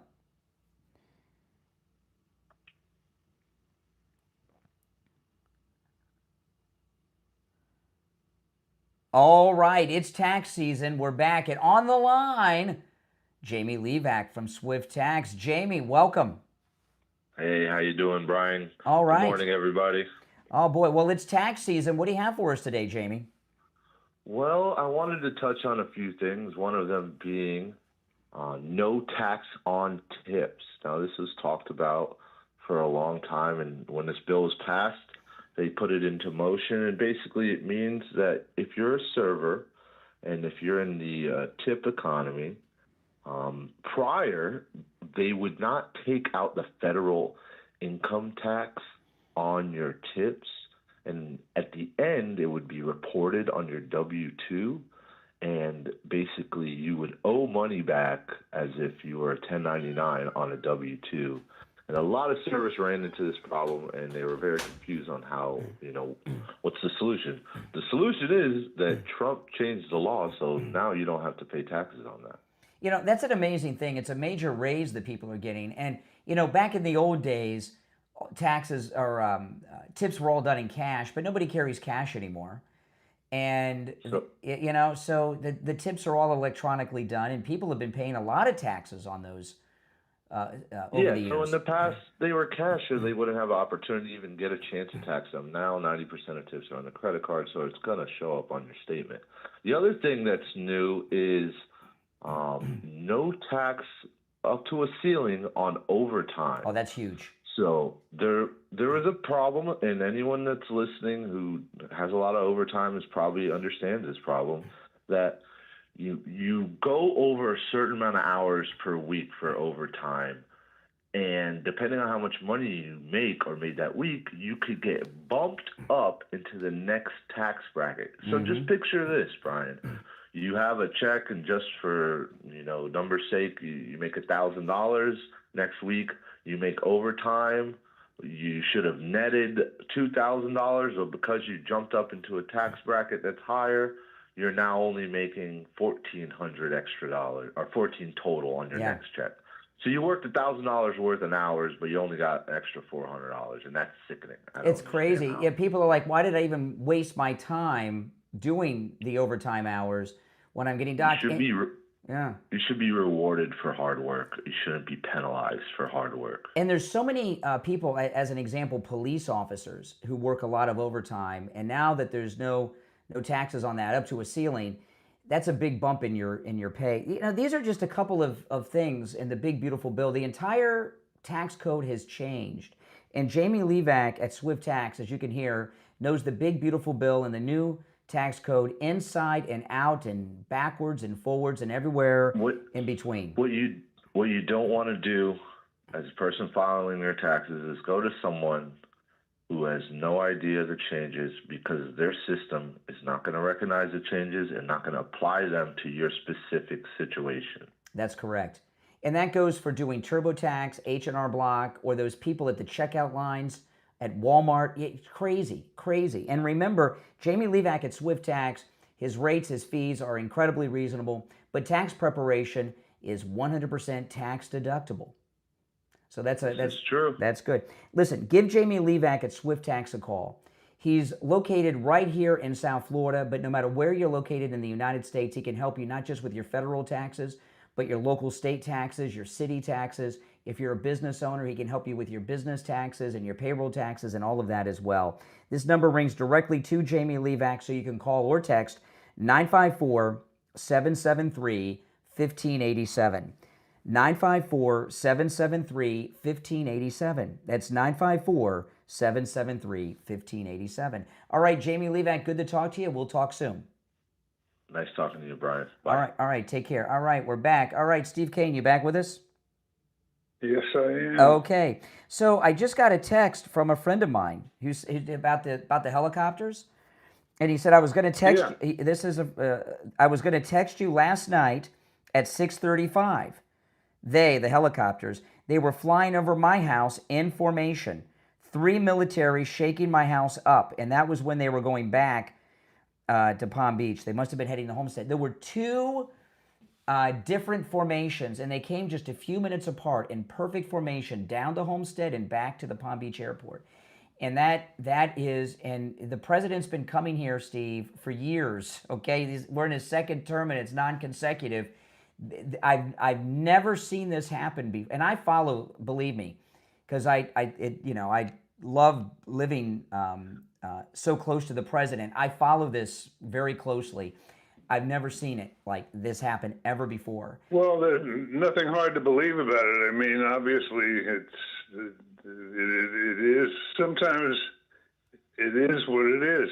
And then there was, but sometimes a banana is just a banana. Well, they're preparing that. Well, it leads me to that there's going to be a strike against Iran, and they're gearing up. And the other story. Well, hold on. Wait a minute, you lost me. I buy everything you're saying about the helicopters, why they're there. I don't understand where Iran fits into it. Because these helicopters, these two squadrons of helicopters, they're not usually around. Yeah. They're not usually around. They're never around. So there's an increase in the military presence in Palm Beach that is not usually there. So that tells me there's something going on. On top of that, see, we had a few things happen, right? We have everything that's going on in Iran. We have Iran yesterday taking credit for Butler and threatening to do it again on Iranian state television. And then this leaker was caught. Did you see the leaker the Pentagon leaker that they got? No, that fell between the stories with me. This was amazing. Tell me about it. Okay, so you probably if you're on hold, stand by. These are big stories, okay? And we're going to go to the phones after the bottom of the hour break. It was a story in a couple beats. The first part of this story that came out yesterday is that the FBI raided the home of a Washington Post reporter looking for confidential documents. And then during the We Got Milk bill signing yesterday with the president, he was asked about the leaker, which I had not heard about. And he says, yes, the leaker's been arrested and is in a jail cell. I heard the reference to it. And I was like, and when I heard him say the leaker's in jail, I was like, this is the first time I heard about a leaker, and I follow the news pretty closely. While we don't have all the information yet, this is what we know. A Pentagon contractor leaked to the Washington Post and was it the New York Times? It was definitely the Washington Post, maybe the New York Times, about the military operation to get Maduro in Venezuela before it happened. And the Washington Post and the New York Times sat on the story and reported that somebody leaked the information to them. They didn't run with the story, and told the government. Well, they sat on it. Or they sat on the story. Confused. They sat on the story and ratted out the leaker. And then there was an update on how they caught the leaker. Now, this part I have not heard confirmed by the mainstream media. So that was a good guy, a pro-Trump guy. No, these are liberal reporters from the Washington Post and New York Times. They hate Trump, but... Well, why did they leak to Trump? No, Steve. There was a person who worked at the Pentagon, an independent contractor who worked for the Pentagon, knew of the Venezuelan operation before it happened, okay? They leaked to this Pentagon worker leaked to the Washington Post and the New York Times about the Venezuelan operation in advance. The Washington Post and the New York Times turned them in to they let the government know that a leaker from the Pentagon had given them information. Now this part I've not seen confirmed in the press yet or by the president. If any of you have seen this confirmed, let me know. But I read last night how they caught the guy, and this is the part that's not confirmed, that he made an online bet on whether, those bets that you see all the time about is Trump going to run in 2028, how you can bet on that?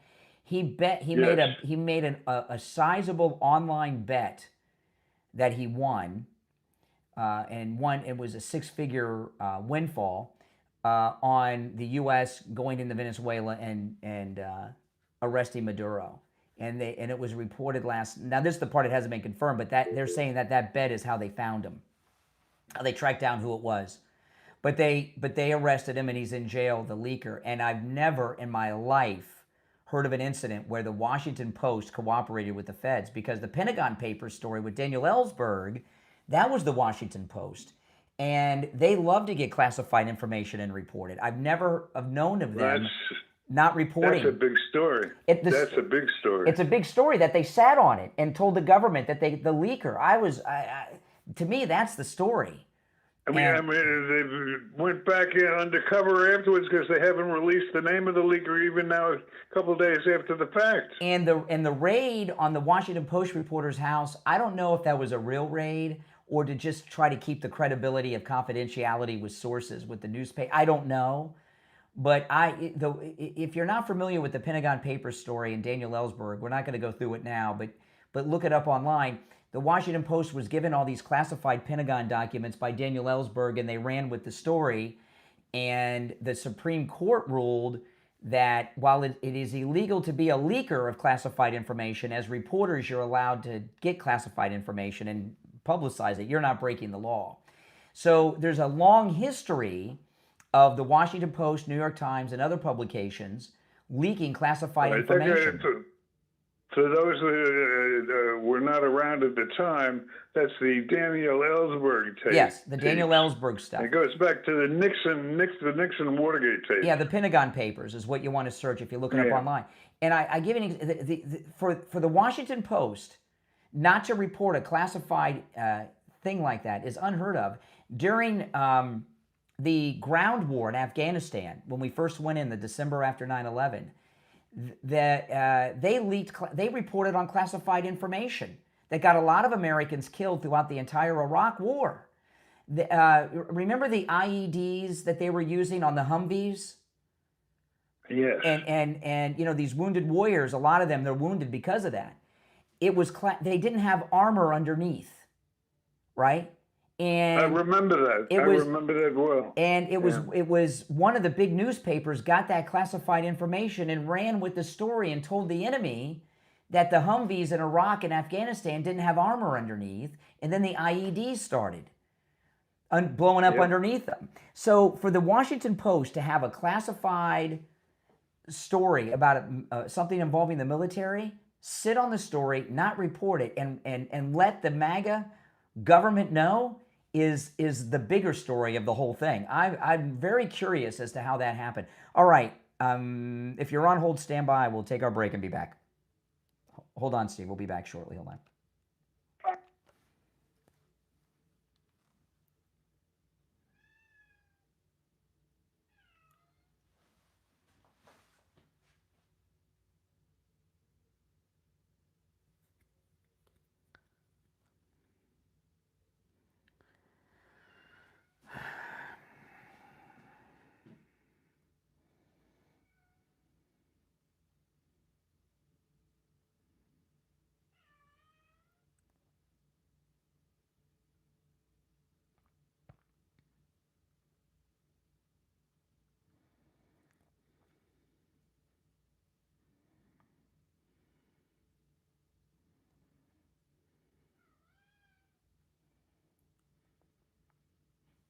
Okay.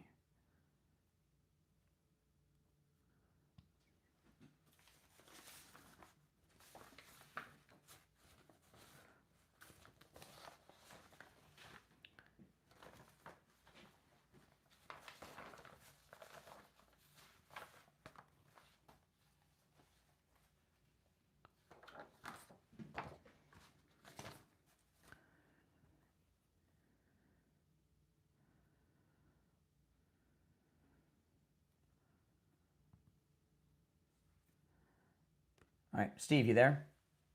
Yes. Okay, we got 2 minutes. 2 minutes, we'll be back.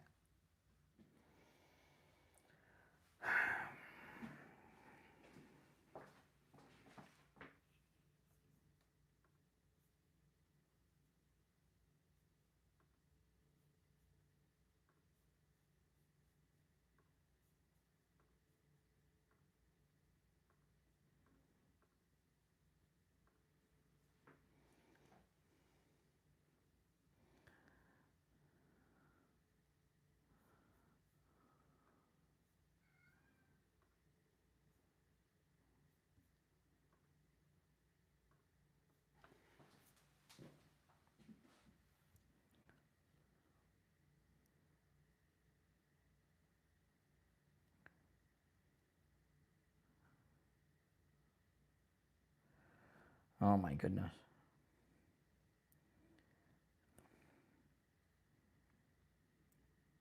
Okay, we have 1 minute. We'll be back in 1 minute. I'm going to take a call or two, and then I got another story that I want to share. Unless you have... Do the good story. Do the story. Okay. That last one was great. Oh. I've never known the Washington Post to sit on a story. Ever. It's a puzzlement. It really is a puzzlement. I think they're afraid of going to jail because Trump's arresting leakers. That's what I think. And I think the raid on her house was just a cover so they could seem like they were still with the leakers.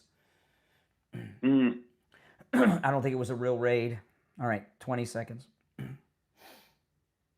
Yeah, these are big stories. I mean, they're...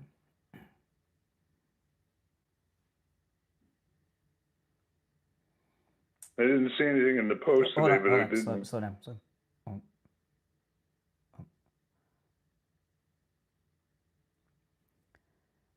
We're back. It's the Steve Kane Show. Steve Kane's here. I'm Brian. I got another big story I want to share with you before we go to the phones. But before that, I want to talk about this incredible offer from Sloman's Home Security. Listen to this, guys. Sloman's Home Security is offering a free home security system with free professional installation and 24/7 central station monitoring. You get all that for just $24.95 a month for 5 years. Wow. A free home security system and professional installation, absolutely free. Your Sloman's Home Security System includes a touchscreen keypad, 3-door or window sensors, a motion detector, notification, and remote keypad access, so you can check in no matter where you are, including on our cruise. I check in when we're in the islands and on the cruise ship, what's going on at that. I get notifications every time there's movement at my house.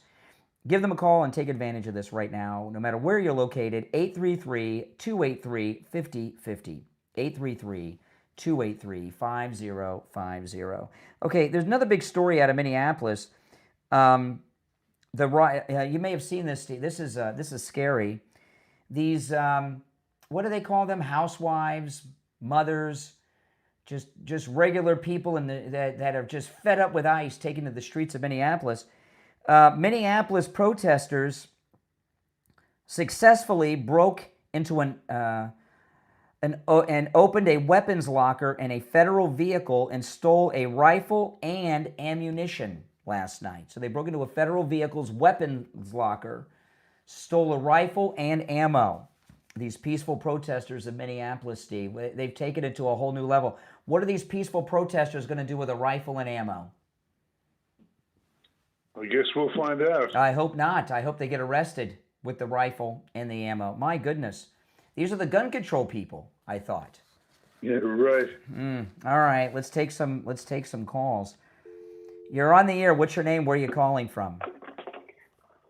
Hey, Brian. Glenn from Mississippi. All right, Glenn in Mississippi. Good morning, Brian. Good morning, Steve. Just want to let you know we have a good friend that lives in Tennessee, right outside Fort Campbell, matter of fact. And they're telling us that there's a lot more training going on. You can actually, I've been up there, and I've actually heard, the training fire. I've heard the 50s going off. I've heard bombs being well, I don't know about, then you're talking about a military installation. What we're talking about here in South Florida is civilian. We're not around military bases here. The president just comes home on the weekends. So we're not at a military base. No, Yeah, I realize that, but they're just, you're talking about, these things are going on, flying over your house and stuff, and there's just more training going on this military base than normal. Okay. All right. More than normal. Okay, I appreciate the call. I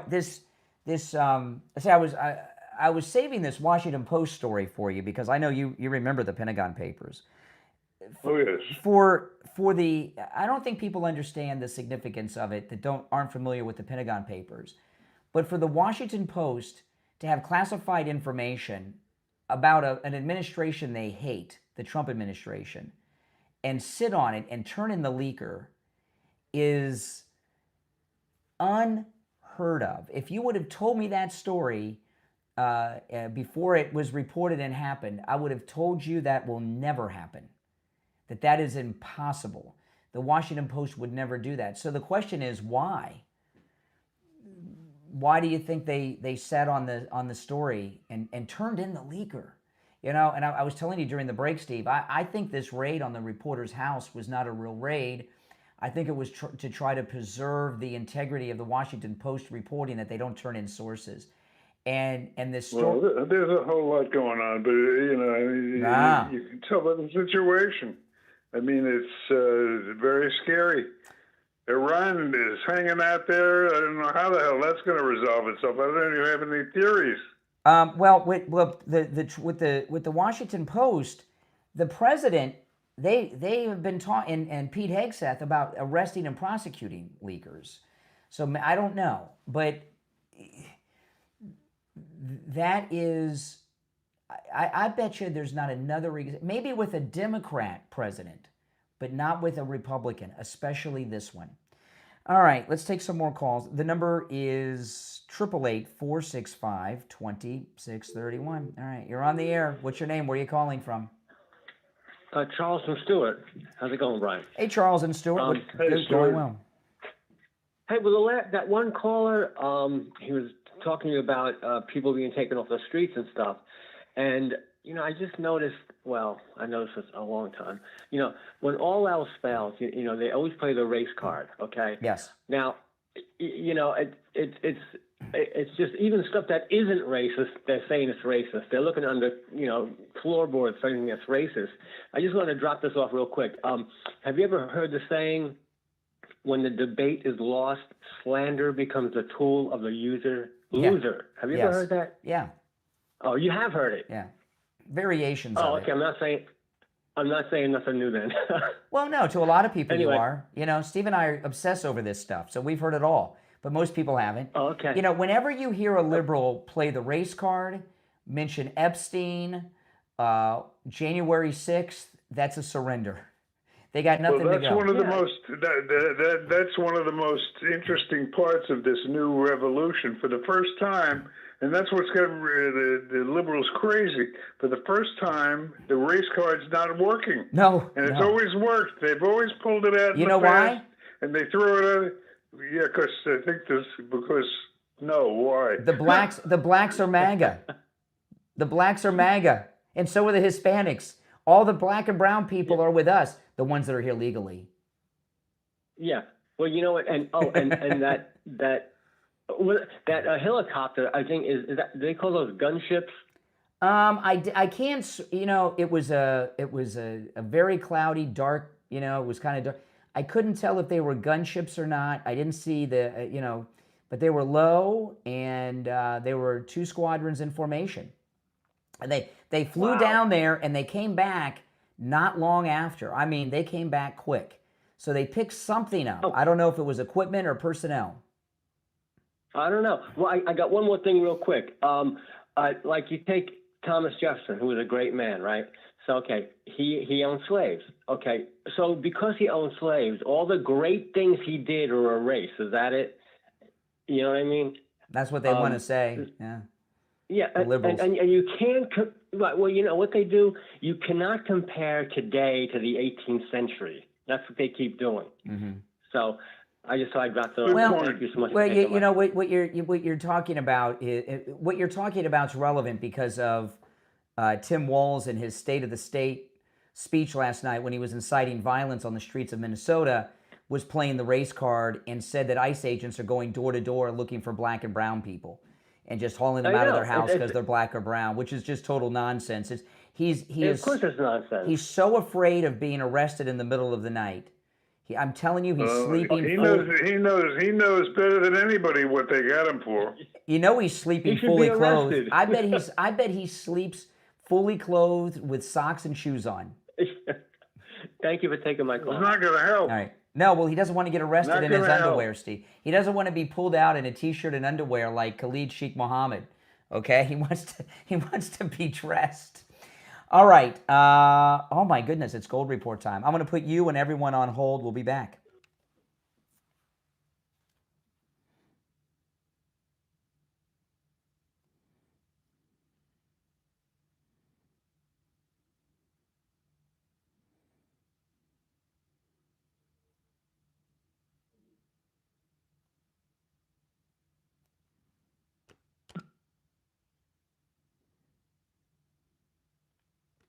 Steve, you there?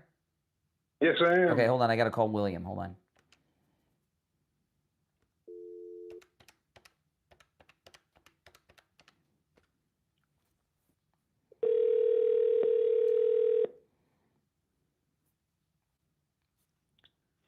Good morning. Hey there. We have just over a minute. So hold on. I'm going to get Steve here. All right. Steve, you there? Yes, I am. Okay, we have just over a minute. I got William here. Then we'll be back. Just over a minute. Okay. Sounds good.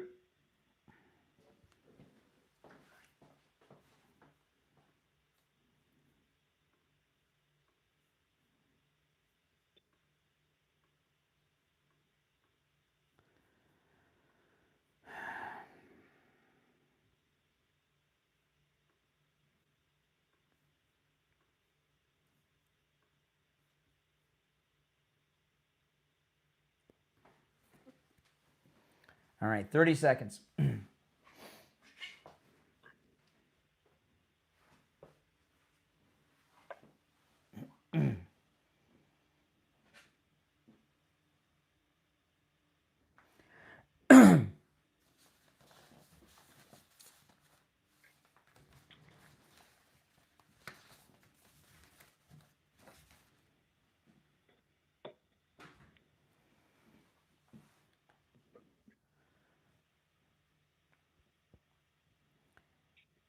All right, it's time to check in with William Youngerman at the offices of William Youngerman Incorporated in Boca with the Morning Gold and Precious Metals Report. William Youngerman, how do the metals look today? Metals are looking very interesting after yesterday's new record highs for gold and silver, trading gold in a range of $4,585 all the way up to $4,644 the ounce, and closing out the day at $4,626.20. That was up $40.90, although we were up over $60 at one point. The silver hitting a high of $93.64 an ounce and closing out the day up $6.29 at $93.10 an ounce. Platinum up $54 at $23.87, and palladium was down $10, closing out the day at $1,807. As might be suspected, some profit taking, as we've seen 100 times in this market. After it makes a new high, we see a little bit of a pullback, some profit taking, and then the rally continues on to set new highs. So we've been seeing this action. So we don't get these pullbacks very often, or very long at least. You get maybe a day or an intraday pullback, and then they just seem to turn the markets right around with buying. Gold rate overnight trading in a range of $4,580 up to $4,629, and right now we're down $37.20 at $4,589, $4,589 on gold. That's down $37.20. So a little bit of giving back some of its gains yesterday. Silver down $4.90 at $88.20 the ounce. That's a nice pullback. And platinum down $52 at $23.35, and palladium down $37 at $1,770 per ounce. And these are very typical actions that we have seen throughout this rally on the precious metals over the last year or two. And that means that any kind of a little pullback you get is just another buying opportunity. Yeah, and you know, with everything is doing so well and just amazingly, and silver being over. Did you say over $88 right now? Is that what you said? Well, yeah, it's $88.20. Yesterday it was $93.10. You know, with silver staying so high, that's telling. I mean, I'm not the expert you are, but that tells me that people are not selling their silver; they're holding on to it. That's right. You know, they're buying. Yeah, and at William Youngerman's, all the metals are in stock for immediate delivery, but people are holding because I guess is $100 realistic for silver? Oh, very easily. We could easily see $100 silver this week. So that's oh my goodness. It's very realistic. See, we'll go to Wings Plus and celebrate. Oh yeah, Listen, great. My two favorite things: Wings Plus and gold and silver. Yeah. Okay. So with a little call out for silver. William Youngerman is located in Boca at 150 East Palmetto Park Road in Boca, on the first floor of the Bank of America building, just east of US 1 Federal Highway, on the south side of Palmetto Park Road. You can give him a call toll free. He opens up at 10 a.m. And Remember, you can do your transactions over the phone and through the mail if you can't make it into a shop in Boca. 1-800-327-5010. 1-800-327-5010. And online, WilliamYoungerman.com. All right, William Youngerman, we'll finish out the week tomorrow. Okay, have a great day. Thanks. All right, take care. All right, you want to take some calls, Steve? Sure. Okay. Let's do it. All right, let's go. You're on the air. What's your name? Where are you calling from? You're on Jupiter. Hey, Jupiter.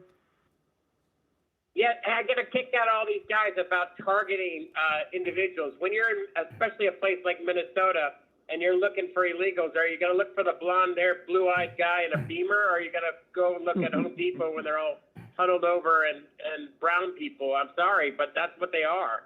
It's very easy to find them. I'm supposed to be checking out guys and arresting guys in Beamers and looking for illegal aliens. Well, of course. There? Yes, of course. You know, you don't want to be, yeah. You got to go where the money is. Yeah, I know. It's just what it is. It's what it is. It's not being racist. It's what it is. You know. Remember the old joke that they used to say with Willie Sutton when they asked him why he chose to rob banks? Yes. And he said, "Because that's where the money is." That's correct.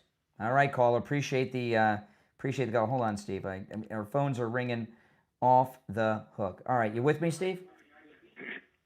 No. Okay. Hold on. All right, Steve, you with me? I am. Okay, let's go. Take some more calls. You're on the air. What's your name? Where are you calling from? Brian from Deerfield. Oh, hey, Brian. Hey, Brian. Hi, Brian, Steve. how are you? I'm great, Steve. How are you Good. today?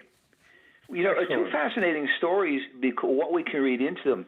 The thing about the newspaper, it wasn't just one newspaper sitting on this story, but to have two of them sitting on it, somebody must have really laid a law down to these guys.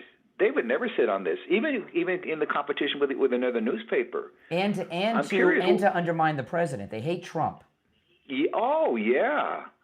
I mean, that'd be to take Trump down on something with a leaked story. I mean, and as crazy as it sounds, they're burying the lead, so to speak. The lead is the Washington Post had classified information about a major military operation ordered by President Trump, and they sat on it and turned the leaker in. That's the story. That's if you weren't saying it this way, I would say, "Oh, no way that'll happen." No way. They'd leak it in a second. No way. Yeah, no way. And to have two of them, two separate newspapers having that information to take Trump down Now, on I can't something. remember if the other one was the New York Times. I think it was, but I may be wrong. But definitely the Post. Okay, that's amazing. That's something going on there. For them to back away from that story, something going on. I'm going to tell you. I'm going to give you some thoughts on it. Okay, and the Washington Post is the CIA. Woodward and Bernstein were not investigative reporters. Bob Woodward is CIA. Right. He was with Naval Intelligence. Deep Throat was felt at the FBI, who just gave him everything. All that stuff you saw in All the President's Men is pure fiction. So, and they took credit for investigative reporting. So yes, exactly. And they, but that's a very true story. Get Bob Woodward and Bob Woodward, when Deep Throat died, he released a book, told the whole story. Right. Get the book, you'll see all that stuff with Hal Holbrook in the garage. That's all BS. None of that ever happened. Right. Okay. Unbelievable. I'm talking about the movie there, not the. But here's the thing. The Washington Post is the CIA. Right. Maybe Trump has drained the swamp a lot more than we think. Well, that's wonderful. You know what I mean? From the inside. Maybe the deep state is now on our side. Yes, at least to a certain extent. This wouldn't have happened in a million years, Brian. A story like that. There's no way it wouldn't have been out in the press the very next minute they had that. So something going on. A quick question on the helicopters. Were they the big helicopters like with twin rotors? It was hard to tell because last night was heavy clouds and it was kind of hazy. They were low and vibrating the house, and I could see them, but because of the weather conditions, I couldn't tell if they were twin rotors. But I know my whole house was vibrating. Yeah. Because I'm on Deerfield on military on 10th there, didn't hear anything because I'm a bit further away from that. I don't think it's a troop carrier. Because usually the big Chinook helicopters with the twin rotors up above are carrying, I couldn't tell if they, I do have video of it, which I'll look at and I'll see. Okay, I took. Of course, something like that happens. Yeah. Yeah. Thanks for your call. There was all right. No, thank you, Steve. That's Thank the you. cue, but that's the cue. But I see all kinds of stuff, Steve. Like a few months ago, there were fighter jets flying low over my house, and I knew something was up. And then I looked, a plane flew in restricted airspace at Mar-a-Lago. You see all this stuff all the time, and it happens. I want to talk about Life Imaging FLA with the heart scan and the cancer screening. And, you hear me talk about stories of people that have gone to Life Imaging FLA and found out that they had plaque buildup, they had over 80% blockage, and they had no symptoms. Same goes with the cancer screening, they find things. One thing you got to understand, the number one sign of a heart attack, the first sign of a heart attack is instant death. And when people go to Life Imaging FLA and find out they have blockage or plaque or a growth, it's cancer, that they didn't know about and they didn't have any symptoms, their life very well may have been saved just by that scan at Life Imaging FLA. And this happens every day over there. Life Imaging FLA have locations in Broward, Palm Beach, and Dade County. Call Life Imaging FLA for your free heart scan now with a few minimum requirements valued at $699. From your cell phone, call pound 250 and say free heart scan. You'll be connected in seconds. That's pound 250. Just say free heart scan and you'll be connected in seconds. When you're over there, make sure you ask about the cancer screening too. All right, tomorrow is, can you believe it's Friday already? That means open phones on Friday's show. We call it Open MAGA Mike Friday. So tomorrow the show prep's up to you guys. It's open phones. You can call in about any and everything on your mind on Friday's show. You don't even have to comment on the things Steve and I bring up. Although, I hope whatever we bring up tomorrow in the news you find interesting enough to comment on. But show prep's up to you guys on Friday's show. We do that every Friday, Open MAGA Mike Friday here on the program. And sometimes it's the best show of the week, and then other times, some of the calls today and yesterday were, a little questionable so far as the quality. But I enjoy the open phones because you guys, sometimes what happens is you see things in the news that maybe I didn't think too much about or may have even missed, and then you bring a perspective. So that's tomorrow, open phones, Open MAGA Mike Friday. All right, we are almost out of time, but we have time for one or two more calls. You want to try, Steve? Yes. Okay, let's go. You're on the air. What's your name? Where are you calling from? Hey, it's Trisha from Minneapolis. Bus driver. Trisha, the bus driver from Minneapolis. What say you? My cousin Steve works for a company that puts up barriers and paints, the road to kind of when they do construction and stuff. Mm-hmm. And I talked to him last night, and he was telling me that they went down to the Whipple building down by Fort Snelling there and were putting up the barriers, and those people were attacking them, their company. They're down there just trying to put barriers up to protect them. Oh, you're talking about road crews putting up barriers were being attacked by these anti-ICE protesters in Minneapolis? Yep. And then another person was down there, a MAGA dude down there, and he had an American flag, and he was all of a sudden got totally surrounded and was being actually attacked. Well, don't do that. MAGA people stay. Now, let me ask you. We're almost out of time, so let me ask you. You're a bus driver in Minneapolis. When you see these ICE people around, are they local people from Minneapolis, or do they look like out-of-towners to you?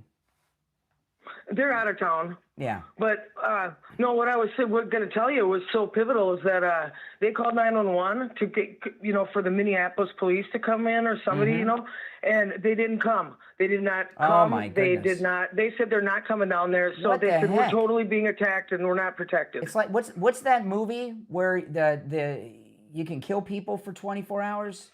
That movie series. Oh.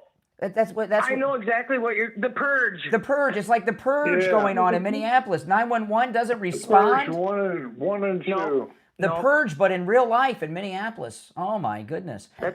That's right. And these people aren't from here too, because you hear them, what they're saying or how they're talking. Minnesota people do not attack somebody putting up those cement barriers No, and stuff. They no, usually don't do no, that. no. These are a lot of these people. All right, listen, we're out of time. We're out of time. Big network. We're out of time for the day, Yeah. but appreciate the call. All right. Tricia, she's a bus driver like Richie the bus driver, but in the streets of Minneapolis, Steve. She's new to the show, and she's giving us all kinds of good insight.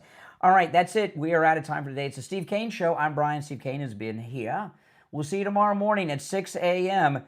God bless Donald Trump. See you then. Take care. Yeah. All right, Steve, I'll talk to you later. All right, take care. All right. Hey, guys, thanks for watching. Make sure that you subscribe if you're new. And if you could take the link to the program and share on all your social media, I'd greatly appreciate it. Those of you that have been doing that, thank you so much. I did make a video before the show. I did a short live stream just for members. So if you're a member to the channel, you can go and it cuts off at the end because Steve called me during the live stream and it cut off the end. But I talked about some things that I'm not going to talk about here that only members can see. So if you're a member, check out that video I did this morning right before I went on the air. All right, guys.